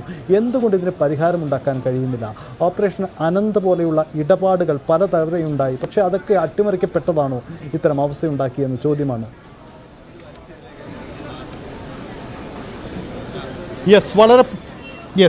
വളരെ പ്രധാനപ്പെട്ട ഒരു വാർത്തയിലേക്ക് കൂടി നമുക്ക് പോകാം. രക്ഷാപ്രവർത്തനത്തിന് നേവി കൂടി ചേരുന്നു എന്നതാണ്. ഇന്നലെ തന്നെ നേവിയുടെ സഹായം സർക്കാർ തേടിയിരുന്നു. നേവി കൂടി തെരച്ചിലിന് വരികയാണെങ്കിൽ വൈദഗ്ധ്യമുള്ള നാവിക സേനാംഗങ്ങൾ ഈ തെരച്ചിലിൻ്റെ ഭാഗമാകുമ്പോൾ വേഗത്തിൽ ഒരു ഫലമുണ്ടാകുമോ എന്ന പ്രതീക്ഷയിലേക്ക് കൂടി നമുക്ക് പോവാം. വിനോദ് നമുക്കിതിൻ്റെ വിശദാംശങ്ങൾ നൽകും. വിനോദ്, നേവിയുടെ വരവ് വേഗത കൈവരും രക്ഷാപ്രവർത്തനത്തിന്, അങ്ങനെ കരുതാമല്ലേ? തീർച്ചയായും സൈത്ത് അങ്ങനെ തന്നെയാണ്. കാരണം ഇപ്പോൾ NDRFന്റെ ഒരു സേവനമാണ്, അഗ്നിശമന സേനയുടെ സേവനമാണ്. ഇതിനപ്പുറത്തേക്ക് നാവികസേനയുടെ സേവനം അതാണ് ഇപ്പോൾ തേടിയിട്ടുള്ളത്. അത് ഇന്ത്യൻ സൈന്യം ഇതിന്റെ ഭാഗമായി എത്തുന്നു. വലിയ തിരച്ചിലിലേക്ക് പോവുകയാണ്. കാരണം ഇത്ര നേരം തിരഞ്ഞിട്ടും എത്താൻ കഴിയാത്ത തരത്തിലുള്ള ഏറ്റവും ദുഷ്കരമായ സാഹചര്യമാണ്. അവിടെ അത്യാധുനിക ഉപകരണങ്ങളോടെയുള്ള കൂടുതൽ ശക്തമായ ഒരു തിരച്ചിലിന്റെ ആവശ്യമുണ്ട്. അവിടെയാണ് ഈ നാവികസേനയുടെ വരവ് പ്രസക്തമാകുന്നത്. ഏതായിരുന്നാലും ഈ തിരച്ചിൽ മറ്റൊരു ഘട്ടത്തിലേക്ക് മാറുകയാണ്. ഈ ടണൽ പൂർണ്ണമായും അരിച്ചു പറക്കുക എന്നത് തന്നെയാണ്. ഇത്രയും മാലിന്യം നിറഞ്ഞ വെള്ളം പലയിടത്തും ഒഴുകിപ്പോകാതെ അത്ര കണ്ട് വലിയൊരു പാളി പോലെ മാലിന്യം പലയിടങ്ങളിലായി തിങ്ങി നിൽക്കുന്ന ഈ ടണലിനുള്ളിൽ കയറുക, പ്രകാശമില്ലാത്ത ശുദ്ധവായു ലഭിക്കാത്ത അങ്ങനെ ഒരുപാട് പ്രതിസന്ധികളുള്ള ഒരു ടണലിലേക്ക് ഇറങ്ങി ഒരു മനുഷ്യജീവൻ തിരഞ്ഞ് ആ ഒരു ദൗത്യം പൂർത്തിയാക്കുക എന്ന ഏറ്റവും ദുഷ്കരമായ ഒരു പ്രവൃത്തി. ആ പ്രവൃത്തി ഇതുവരെയുള്ള നടപടികൾ അത് ലക്ഷ്യം കാണാത്ത ഒരു സാഹചര്യമുണ്ട്. പല തിരച്ചിലുകളായെങ്കിലും എല്ലാം നിരാശയിലാണ് അവസാനിക്കുന്നത്. ഈ ഒരു സാഹചര്യത്തിലാണ് നാവികസേനയുടെ സഹായം ലഭ്യമാകുന്നത്. ഇന്ത്യൻ സൈന്യ അംഗങ്ങൾ ഇനി ഈ തിരച്ചിലിന്റെ ഭാഗമാകുന്നു. 117 മീറ്റർ നീളമുള്ള ടണൽ, ഈ ടണലിനുള്ളിലെ പരിശോധന അത് തന്നെയാണ് ഇനി ഏറ്റവും പ്രധാനമായി അവശേഷിക്കുന്നത്. അതിൽ 60 മീറ്ററോളം ഇനിയും പരിശോധിക്കേണ്ടതുണ്ട്. മറ്റ് അവശേഷിക്കുന്ന സ്ഥലങ്ങളിലെല്ലാം തന്നെ ഇതുവരെയുള്ള തിരച്ചിൽ നടത്തിയെങ്കിൽ തന്നെയും മറ്റ് പ്രത്യേകതകളൊന്നുമില്ല. അതുകൊണ്ട് തന്നെയാണ് ഇനി അവശേഷിക്കുന്ന സ്ഥലം മറ്റ് വന്നു ചേരുന്ന ചില ചാലുകൾ, ഓടകൾ ഇതെല്ലാം തന്നെ ഉണ്ട്. നമുക്കറിയാം ആമയിഴഞ്ചാൻ തോട്, ഈ ടണലിന്റെ കാര്യം നമ്മൾ റെയിൽവേ ട്രാക്കിന് അടിയിലൂടെ പോകുന്ന കാര്യം പറയുമ്പോഴും പല ഇടങ്ങളിലായി അതിന് സമീപത്ത് തന്നെ മറ്റ് ചില ഓടകളും ഒഴുക്ക് വെള്ളം അത് ഒഴുക്കി വിടുന്ന ചില സംവിധാനങ്ങളുമൊക്കെ ഇതിലേക്ക് വന്നു ചേരുന്നുണ്ട്. ഇത് എങ്ങനെയാണ് വെള്ളം അവിടെയൊക്കെയും പോകുന്നത് എന്നത് സംബന്ധിച്ചും വ്യക്തമായ ഒരു ധാരണയില്ല. വളരെ മുൻപ് നിർമ്മിച്ച, ഒരുപക്ഷെ നമുക്കറിയാം രാജഭരണകാലത്തൊക്കെ നിർമ്മിച്ച ഒരു സംവിധാനമാണ്. അതിനുശേഷം ബ്രിട്ടീഷ് ഭരണകാലത്തൊക്കെ തീവണ്ടി ഗതാഗതം വരുമ്പോൾ ആദ്യത്തെ റെയിൽവേ സ്റ്റേഷനുകളിലൊന്നായി തിരുവനന്തപുരത്ത് ഇത് നടപ്പാകുമ്പോൾ അന്ന് തന്നെ ഉള്ള ഒരു ടണലാണ്. വിനോദം ഒന്ന് തുടരുക. മുൻ ചീഫ് സെക്രട്ടറി ജിജി തോംസൺ കൂടി നമുക്കൊപ്പമുണ്ട്. സാർ, അങ്ങയുടെ ദൗത്യമായിരുന്നു ഓപ്പറേഷൻ അനന്ത. അങ്ങ് വളരെ പ്രവർത്തനങ്ങൾ അതുമായി ബന്ധപ്പെട്ട് നടത്തിയതാണ്. പക്ഷേ അനന്ത ഇടയ്ക്ക് നിലച്ചു. ഒടുവിൽ ഈ ആമയിഴഞ്ചാൻ തോടിൻ്റെ മാലിന്യം തന്നെ മറ്റൊരു അപകടക്കെണിയായത് നമ്മൾ കണ്ടതാണ്. യഥാർത്ഥത്തിൽ ഈ ആമയിഴഞ്ചാൻ തോടിൻ്റെ പ്രവർത്തനങ്ങളൊക്കെ ഇത്ര ദുഷ്കരമാവുന്നതിന് കാരണം എന്താണ്? റെയിൽവേ അതിലൊരു പങ്ക് നമ്മൾ ചാരേണ്ടതുണ്ടോ? ഇല്ല, നോക്കൂ, ഈ സ്ഥലം ഈ ഓട ഒഴുകുന്നത് റെയിൽവേ ലൈനിന്റെ നമ്മുടെ സ്റ്റേഷന്റെ അടിയിൽ കൂടിയാണ്. 150 മീറ്റർ ആണ് അതിന് നീളമെന്നാണ് എന്റെ അറിവ്. ഇവിടെ അത് അവരുടെ പ്രോപ്പർട്ടിയാണെന്നുള്ളത് ശരിയാണ്. പക്ഷെ ഈ മാലിന്യം അവരുടെ പ്രോപ്പർട്ടി അല്ലല്ലോ. ഈ മാലിന്യം എവിടുന്നാ വരുന്നത്? അത് നഗരത്തിന്റെ വിവിധ ഭാഗങ്ങളിൽ നിന്നും മനുഷ്യർ വലിച്ചെറിയുന്ന മാലിന്യം, ഒരു ലഗാനുമില്ലാതെ വലിച്ചെറിയുന്ന മാലിന്യം, അത് മുഴുവനും ഇവ ഒഴുകി ഓടയിൽ കൂടി എത്തി ഈ റെയിൽവേ സ്റ്റേഷന്റെ അടിയിൽ കൂടിയുള്ള ഓടയിൽ കൂടി വേണം അത് സെൻട്രൽ തിയേറ്ററിന്റെ അടുത്തൂടെ പോയി അങ്ങനെയാണ് അത് കടലിലോട്ട് പോകുന്നത്. അപ്പൊ അവിടെ വരുന്ന ഈ മാലിന്യം അവരുടെ വകയൊന്നുമല്ല. അവിടെ ഈ മാലിന്യം തടയേണ്ടത് ആരാണ്? അപ്പൊ ഈ മാലിന്യം ഇങ്ങനെ കൂടിക്കൂടിക്കൊണ്ട് വരുന്നതുകൊണ്ടല്ലേ ഈ പ്രശ്നം വരുന്നത്. ഒരിക്കൽ നമ്മൾ ഓപ്പറേഷൻ അനന്ത 2015 നമ്മൾ അത് ചെയ്തത്. അന്ന് അതിന്റെ പ്രയോജനം എന്താണെന്ന് എല്ലാവരും കണ്ടിട്ടുള്ളതാണ്. ഞാൻ അതിനെക്കുറിച്ച് വിശദീകരിക്കേണ്ട ആവശ്യമില്ല. പക്ഷെ ഒരു വർഷം ഈ ഓപ്പറേഷൻ അനന്ത നടത്തിയാൽ ഇവിടുത്തെ പ്രശ്നം മുഴുവൻ പരിഹരിക്കപ്പെടുമോ? അടുത്ത വർഷം ഇതിന്റെ 2ാം ഘട്ടം നടത്തണ്ടേ? പിന്നെ അല്ലെങ്കിൽ ഇതിന്റെ 3ാം ഘട്ടം വേണ്ടേ? ഇത് സിറ്റിയിലുള്ള എല്ലാ ഓർഡറുകളും പരസ്പരം കണക്റ്റഡ് ആണ്. അപ്പൊ ഇവിടെ നിന്ന് വരുന്ന ഓർഡറുകളിൽ നിന്നെല്ലാം അതേ നമ്മൾ അവിടെ ചെയ്തതുപോലെ വീതി കൂട്ടി, ആഴം കൂട്ടി, ചുറ്റും കോൺക്രീറ്റ് വാൾസ് ഉണ്ടാക്കി, പിന്നെ ചുറ്റും ഭംഗിയായിട്ട് വെയിൽക്കെട്ട് ഉണ്ടാക്കണം. എന്നാൽ മാത്രം പോരാ, ഇതിലേക്ക് മാലിന്യം എറിയുന്നില്ല എന്ന് ഉറപ്പുവരുത്തണം. ഞാൻ 2 ദിവസം മുമ്പ് നടക്കാൻ പോയപ്പോൾ രാവിലെ സ്കൂട്ടറിൽ ഒരു പുരുഷനും സ്ത്രീയും കൂടെ പോകുന്നത് കണ്ടു. കുറച്ച് കഴിഞ്ഞപ്പോൾ അവർ സ്കൂട്ടർ സ്ലോ ഡൗൺ ചെയ്തു. പുറകിലിരുന്ന സ്ത്രീ കയ്യിലിരുന്ന അങ്ങോട്ടും ഇങ്ങോട്ടും നോക്കിയിട്ട് കയ്യിലിരുന്ന പ്ലാസ്റ്റിക് ബാക്കറ്റ് ഒറ്റ എയർ എന്റെ മുമ്പിലാണ് വന്ന് വീണത്. അത് മുഴുവൻ മാലിന്യമാണ്.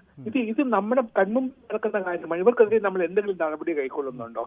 കഴിഞ്ഞ 8 വർഷമായി അല്ലെങ്കിൽ 10 വർഷമായിട്ട് എത്ര പേർക്കെതിരെ നമ്മൾ മാലിന്യം വലിച്ചു? സാർ ഇടയ്ക്ക് സാർ ഒരു വ്യക്തതയ്ക്ക് വേണ്ടി ഒരു കാര്യം ഇടപെട്ടുകൊണ്ട് ചോദിച്ചോട്ടെ. ഈ മാലിന്യം റെയിൽവേയുടെ സ്വത്തല്ല, ഇത് നഗരമാലിന്യം തന്നെയാണ് റെയിൽവേയുടെ കോമ്പൗണ്ടിൽ കൂടെ ഒഴുകി പോകുന്നത്. ശരി തന്നെയാണ്. പക്ഷേ ഈ റെയിൽവേയുടെ കോമ്പൗണ്ടിലെ മാലിന്യ നീക്കത്തിന് അവിടേക്ക് കടന്ന് പ്രവേശിച്ചത് ചെയ്യുന്നതിന് റെയിൽവേ എന്തെങ്കിലും തരത്തിലുള്ള നിയന്ത്രണങ്ങൾ ഏർപ്പെടുന്നുണ്ടോ? അതൊരു പ്രതിസന്ധി ഉണ്ടാക്കുന്നു. റെയിൽവേയുടെ പ്രോപ്പർട്ടിയിൽ കയറണമെങ്കിൽ റെയിൽവേയുടെ അംഗീകാരം വേണം. കാരണം അതൊരു സെക്യൂരിറ്റി റിക്വയർമെന്റ് ആണ്. പക്ഷേ അപ്പൊ നമുക്കൊരു കാര്യമുണ്ട്. നമ്മൾ 2015 ചെയ്യാൻ പോയപ്പോഴും ഇതേപോലെ തടസ്സവാദം റെയിൽവേ ഉന്നയിച്ചു. അന്ന് ഞാൻ ചീഫ് സെക്രട്ടറി ആയിരുന്നു. ഞാൻ ഇമ്മീഡിയറ്റ് ആയിട്ട് റെയിൽവേ ബോർഡ് ചെയർമാനെ വിളിച്ചിട്ട് ഇത് ഒരു വലിയ അപകടമാണ്, അതിന് ഡിസാസ്റ്റർ മാനേജ്മെന്റ് ആക്ട് എന്ന് പറഞ്ഞൊരു ആക്ട് ഉണ്ട് ഗവൺമെന്റ് ഓഫ് ഇന്ത്യയുടെ. ആ ആക്ട് അനുസരിച്ച് സ്റ്റേറ്റ് ഡിസാസ്റ്റർ മാനേജ്മെന്റ് അതോറിറ്റിയുടെ ചെയർമാൻ എന്ന് പറയുന്ന ആള് ചീഫ് മിനിസ്റ്ററാണ്. ചീഫ് എക്സിക്യൂട്ടീവ് എന്ന് പറയുന്നത് ചീഫ് സെക്രട്ടറിയാണ്. ജില്ലയിലെ അത് കളക്ടറാണ് അതിന്റെ ചുമതലയുള്ളവര്. ഒരുപാട് ആക്ഷൻസ് എടുക്കാൻ പറ്റുന്ന ഒരു ആക്ടാണ്. ഒരു കോടതിക്ക് ചോദ്യം ചെയ്യാൻ പറ്റില്ല. ഹൈക്കോടതിയിലും സുപ്രീം കോടതിയിലും മാത്രമേ അതിനുള്ള അപ്പീൽ കൊടുക്കാൻ പറ്റുള്ളൂ. അപ്പൊ അങ്ങനെയൊക്കെ ഉള്ളപ്പോഴും നമുക്ക് ശക്തമായ നടപടികൾ എടുക്കാം. ഈ നടപടികൾ നമ്മൾ കൃത്യമായി എടുക്കാത്തത് കൊണ്ടാണ് നമുക്ക് ഇത്രയും മാലിന്യങ്ങളെ ഒരു നിയന്ത്രണവുമില്ലാതെ നമ്മൾ ഈ ഓർഡറുകളിലേക്ക് വന്നു ചേരുന്നത്. അപ്പൊ ഇതെല്ലാം കൂടെ പോയിട്ട് ഈ ഏറ്റവും ക്രിട്ടിക്കൽ ഒരു പോയിന്റ് ആണ് റെയിൽവേ സ്റ്റേഷന്റെ താഴെയുള്ള ഓർഡറുകൾ. ആ ഓർഡറുകളിൽ കൂടിയാണ് ഇത് പോകുന്നത്. അവിടെ വരുമ്പം അവര് പറയും നിങ്ങൾ ഇത്രയും മാലിന്യം കൊണ്ടുവരുന്നത് ഞങ്ങൾ എന്ത് ചെയ്യാനാണ് എന്നവർ ചോദിക്കും. അപ്പൊ ഇത് ക്ലീൻ നമുക്ക് ഇതിന്റെ ഈ പ്രശ്നം പരിഹരിക്കണമെങ്കിൽ റെയിൽവേയുടെ അംഗീകാരം കിട്ടിയേ മതിയാവുള്ളൂ. അത് കിട്ടുന്ന അത്ര സംഭവമൊന്നും അല്ല. ചീഫ് സെക്രട്ടറി നേരെ റെയിൽവേ ബോർഡ് ചെയർമാനെ വിളിച്ചിട്ട് ഇതിന്റെ സീരിയസ്നെസ് പറയണം. ഇത് വലിയ ഡിസാസ്റ്റർ ഉണ്ടാകാൻ പോകുന്നു. ഡിസാസ്റ്റർ മാനേജ്മെന്റ് ആക്ട് അനുസരിച്ച് നടപടിയെടുക്കാൻ നമുക്ക് കഴിയും. വേണ്ടുവന്ന് അവർക്കെതിരെ നമുക്ക് കേസ് വരെ കൊടുക്കാം. അതുകൊണ്ട് സാർ ഈ അല്പം മുമ്പ് ഈ തിരുവനന്തപുരം മേയർ പ്രതികരിക്കവേ ഞങ്ങളോട് പറയുകയായിരുന്നു, ഞങ്ങൾ പലവട്ടം അവർക്ക് കത്തയച്ചതാണ്, പക്ഷെ നടപടി ഉണ്ടായില്ല എന്ന്. യഥാർത്ഥത്തിൽ അതിലൊരു ആർജവക്കുറവുണ്ടോ? എന്താണ് ഇത് ലെറ്റർ അയക്കുക, റിമൈൻഡ്, ഇതൊന്നും അല്ല വേണ്ടത്. ഇത് immediately someone at the highest level should talk to the chairman of the railway board and tell him that this is a disaster in the making. We just cannot remain idle. ഇത് immediate ആയിട്ട് ഞങ്ങൾക്ക് action എടുക്കണം. ഞങ്ങൾ national disaster management act അനുസരിച്ച് നടപടി എടുക്കാൻ പോവാണ്. അതിനുള്ളത് ചെയ്യണമെന്ന് പറഞ്ഞാൽ ഒരു ചെയർമാനും അതിനെതിരെ പറയില്ല. അവിടെ മേയർ അല്ല വേണ്ടത്. അതുകൊണ്ടാണ് ഞാൻ പറയുന്നത് ഇതുപോലെയുള്ള പ്രവർത്തനങ്ങൾ ഏകോപിപ്പിക്കാൻ സ്റ്റേറ്റിലെ ഏറ്റവും വലിയ ചീഫ് എക്സിക്യൂട്ടീവ് എന്ന് പറയുന്ന ചീഫ് സെക്രട്ടറി തന്നെ അതിന് നേതൃത്വം കൊടുക്കണം. എന്നാലേ ഇത് പറ്റുള്ളൂ. കാരണം പല ഏജൻസികളിൽ ഇൻവോൾവ് ആണ്. റെയിൽവേ, നാഷണൽ ഹൈവേ,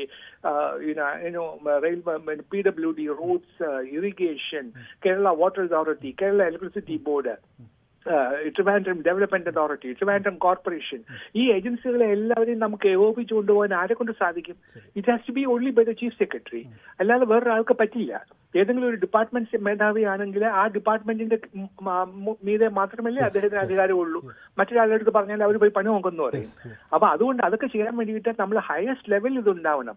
എന്റെ സമയത്ത് ഞാനിത് നിർബന്ധമായിട്ട് ഞാൻ ക്യാബിനറ്റിൽ പറഞ്ഞു, ഞാൻ ചുമതല ഏറ്റെടുക്കാം, പക്ഷെ ഒരു കാരണവശാലും ഒരു മന്ത്രി കൂടി ഇടപെടാൻ പാടില്ല എന്ന് പറഞ്ഞു. അങ്ങനെ ഇടപെടുകയാണെങ്കിൽ ഞാൻ വഴിയിൽ വെച്ച് ഞാൻ പരസ്യമായിട്ട് പറയും, ഞാൻ പരിപാടി നിർത്തുകയും ചെയ്യുമെന്ന് പറഞ്ഞു. അങ്ങനെ ത്രട്ടൺ ചെയ്തിട്ടാണ് ഞാനത് ചെയ്തത്. അത് അന്ന് ചീഫ് മിനിസ്റ്റർ ആയിരുന്ന ഉമ്മൻചാണ്ടി സാർ പറഞ്ഞു, ഒരു സംശയം വേണ്ട, ഒരാളും ഇടപെടില്ല, ചീഫ് സെക്രട്ടറി ഇത് വൃത്തിയാക്കി തരണം, ഇങ്ങനെയാ പറഞ്ഞത്. അപ്പൊ അങ്ങനെയാണ് നമ്മളത് ചെയ്തത്. അങ്ങനെ നമുക്കൊരു ബ്ലാങ്കറ്റ് ക്ലിയറൻസ് കിട്ടി. ഈ ജോലി ചെയ്യേണ്ടതിനോടൊപ്പം പറയട്ടെ, ഒരു മന്ത്രിയുടെ നേതൃത്വത്തിൽ ഒരു കമ്മിറ്റി ഉണ്ടാക്കുന്നതുകൊണ്ടൊന്നും ഒരു കാര്യമില്ല. കാരണം ഇതിന്റെ ചീഫ് എക്സിക്യൂട്ടീവ് എന്ന് പറയുന്ന ആൾ വേണം ഇത് ചെയ്യാൻ. ഇത് ഉദ്യോഗസ്ഥന്മാരുടെ ജോലിയാണ്, മന്ത്രിമാരുടെ പണിയൊന്നുമല്ല. അവർ പോളിസി ഉണ്ടാക്കേണ്ടവരാണ്. അവർ പോളിസി മാത്രമേ പറയേണ്ടതുള്ളൂ. അവർക്ക് വേണമെങ്കിൽ ആഴ്ചക്ക് ഓരോ ദിവസമോ വേണമെങ്കിൽ അവർക്ക് റിവ്യൂ ചെയ്യാം. അല്ലാതെ അവർ ഇതിനകത്ത് കയറി ഒന്നും ചെയ്യാനില്ല. കാരണം ഇത് ചെയ്യേണ്ട ആൾക്കാർ വേറെയാണ്. അവിടെയൊക്കെയാണ് നമുക്ക് തെറ്റുപറ്റുന്നത്. നമ്മൾ ഉദ്യോഗസ്ഥന്മാരെ കൊണ്ട് ചെയ്യിപ്പിക്കേണ്ടത് ഉദ്യോഗസ്ഥന്മാർ ചെയ്യണം. അതിന് നേതൃത്വം കൊടുക്കേണ്ട ആൾ തന്നെ അതിന് നേതൃത്വം കൊടുക്കണം. ഇവിടെ പിന്നെ ലോക്കൽ അഡ്മിനിസ്ട്രേഷന് ഒരു സെക്രട്ടറി ഉണ്ട്, ഇറിഗേഷന് സെക്രട്ടറി ഉണ്ട്, വാട്ടർ അതോറിറ്റിക്ക് സെക്രട്ടറി ഉണ്ട്. ഇവരെല്ലാം ഗവൺമെന്റ് സെക്രട്ടറിമാരാണ്. അപ്പൊ ഒരാൾക്ക് മറ്റൊരാളുടെ മീതെ അധികാരമില്ല. അപ്പൊ ഇവരെ എല്ലാവരും കോർഡിനേറ്റ് ചെയ്യണ്ടേ? അവരുടെ മേലെ അവരെ എന്തെങ്കിലും പറഞ്ഞാൽ ഓവർ റൂൾ ചെയ്യണ്ടേ? അത് ആരെ കൊണ്ട് സാധിക്കും? അങ്ങനെയൊക്കെ ചെയ്യണം. അങ്ങനെ ചെയ്യുമ്പോഴേ ഇത് ശരിയാവുകയുള്ളൂ. സർ, ഒരു കാര്യം കൂടി, ഇപ്പം തിരുവനന്തപുരം നഗരം സ്മാർട്ട് സിറ്റി ആകുമോ എന്ന പ്രഖ്യാപനമാണ് നടത്തിയത്. മനോഹരമായ റോഡുകളും ജംഗ്ഷനുകളും കമാനങ്ങളും ഒക്കെ ഉണ്ടാകുന്നുണ്ട്. പക്ഷേ നഗരത്തിലൂടെ മാലിന്യവാഹിനിയാകുന്ന ഒരു പുഴയെ ശുദ്ധീകരിക്കാൻ എന്തുകൊണ്ട് അജണ്ടയിൽ അത് ഉൾപ്പെടുന്നില്ല എന്ന ചോദ്യം കൂടി ഉണ്ടാവുന്നു. അയ്യോ, വളരെ വളരെ പ്രസക്തമായ ചോദ്യമാണിത്. ഇത് നോക്കൂ, നമുക്ക് 1935 CP രാമസ്വാമിയായിട്ട് തിരുവിതാംകൂർ ദിവാനായിരുന്ന സമയത്ത് തിരുവനന്തപുരം നഗരത്തിലെ ഈ വേസ്റ്റ് മാനേജ്മെന്റിന് വേണ്ടിയിട്ട് അവർ ഒരു മാപ്പ് ഉണ്ടാക്കിയിട്ടുണ്ട്. ഇതിൽ കൂടിയൊക്കെയാണ് ഓടകൾ ഒഴുകേണ്ടത്, എങ്ങനെയാണ് നാച്ചുറൽ ഗ്രേഡിയന്റ് ആണ് ഉണ്ടായത്. അത് വെള്ളം പമ്പ് ചെയ്യൊന്നും വേണ്ട, സ്വാഭാവികമായിട്ടും വെള്ളം ഒഴുകി കടലിൽ ചെന്ന് ചേരും. അങ്ങനെയുള്ള ഒരു മാപ്പ് ഉണ്ടായിരുന്നു. ഞങ്ങൾ ആ മാപ്പ് വെച്ചിട്ടാണ് ഞങ്ങൾ ഈ 2015 ഞങ്ങൾ ഈ പ്രവർത്തനമൊക്കെ ചെയ്തത്. ഇവിടെ ഇത്രയും നമ്മൾ കാലം കഴിഞ്ഞിട്ട് നമുക്ക് ഇങ്ങനെയുള്ള ഒരു ഫുൾ പ്രൂഫ് ആയിട്ടുള്ള ഒരു പ്ലാൻ ഇല്ല. ആ പ്ലാൻ ഇല്ലാതെ നമ്മൾ ചുമ്മാതെ ഇങ്ങനെ ഓരോ വർഷവും ഈ പ്രശ്നം ഉണ്ടാകും, ഉടനെ നമ്മൾ ഇതെല്ലാം കൂടി ചെയ്യും. 2 ദിവസം കഴിയുമ്പോൾ മഴയൊക്കെ തോരും, അപ്പൊ എല്ലാവരും മറക്കും. പിന്നെ അടുത്ത മഴ വരുമ്പോൾ പിന്നെയും തുടങ്ങും. ഇങ്ങനെയാണ് പോകുന്നത്. അപ്പൊ ഇതിനൊക്കെ ഒരു സംവിധാനം വേണ്ടേ? ഇവിടെ നമുക്ക് പിന്നെ ഇതിനൊക്കെ ഇഷ്ടംപോലെ ഡിപ്പാർട്ട്മെന്റുകളുണ്ട്, ഇല്ലേ? നമുക്ക് ടൗൺ പ്ലാനിംഗ് എന്ന് പറഞ്ഞിട്ട് ഒരു പിന്നെ ഡിപ്പാർട്ട്മെന്റ് ഇല്ലേ? അവരുടെ ജോലിയിൽ പെട്ടുന്നതാണ് ഈ വേസ്റ്റ് മാനേജ്മെന്റിനുള്ള ഒരു പ്ലാൻ ഉണ്ടാക്കുന്നതും. അങ്ങനെ ഒരു പ്ലാൻ ഇല്ല. ഇനി ആ പ്ലാൻ ഉണ്ടെങ്കിൽ തന്നെയും അത് നിർദ്ദയം ലംഘിക്കപ്പെടുകയാണ്. സെക്രട്ടേറിയറ്റിൽ നിന്ന് SS കോവിൽ റോഡ് പോയി നോക്കൂ. സെക്രട്ടേറിയറ്റിൽ നിന്ന് നമ്മൾ ശ്രീകുമാർ തിയേറ്ററിലേക്ക് പോകുന്ന റോഡ് അറിയാമല്ലോ, അവിടെ പോയി നോക്കൂ. അപ്പുറം ഇപ്പുറം ചെറിയ ചെറിയ ഹോട്ടലുകളുണ്ട്. ഏതെങ്കിലും ഹോട്ടലിന് സ്വന്തമായിട്ട് സെപ്റ്റിക് ടാങ്ക് ഉണ്ടോ? ആ സെപ്റ്റിക് അവരുടെ പിന്നെ കക്കൂസ് മാലിന്യങ്ങൾ എങ്ങോട്ടാണ് ഒഴുകുന്നത്? അതെല്ലാം ഈ റിലേറ്റിൽ ചെയ്യുന്നത്. അതെങ്ങനെ നമ്മൾ അനുവദിക്കുന്നു?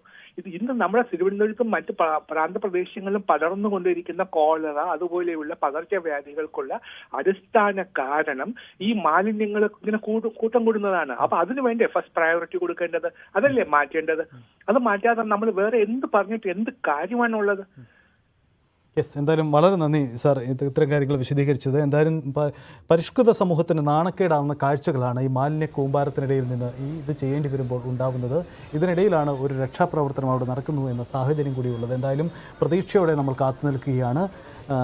അവിടെ ജോയ് എന്ന കാണാതായ ആ ശുചീകരണ തൊഴിലാളികളുടെ അവസ്ഥ എന്താണ്, അത് സംബന്ധിച്ച കാര്യങ്ങളിലേക്ക് നമുക്ക് ദൃശ്യങ്ങളിൽ കാണാൻ കഴിയുന്നത് ഫയർഫോഴ്സിൻ്റെ അധികൃതരുണ്ട്. ഒപ്പം തന്നെ മേയറടക്കം നിലവിലുള്ള സാഹചര്യങ്ങൾ വിലയിരുത്തുകയാണ്.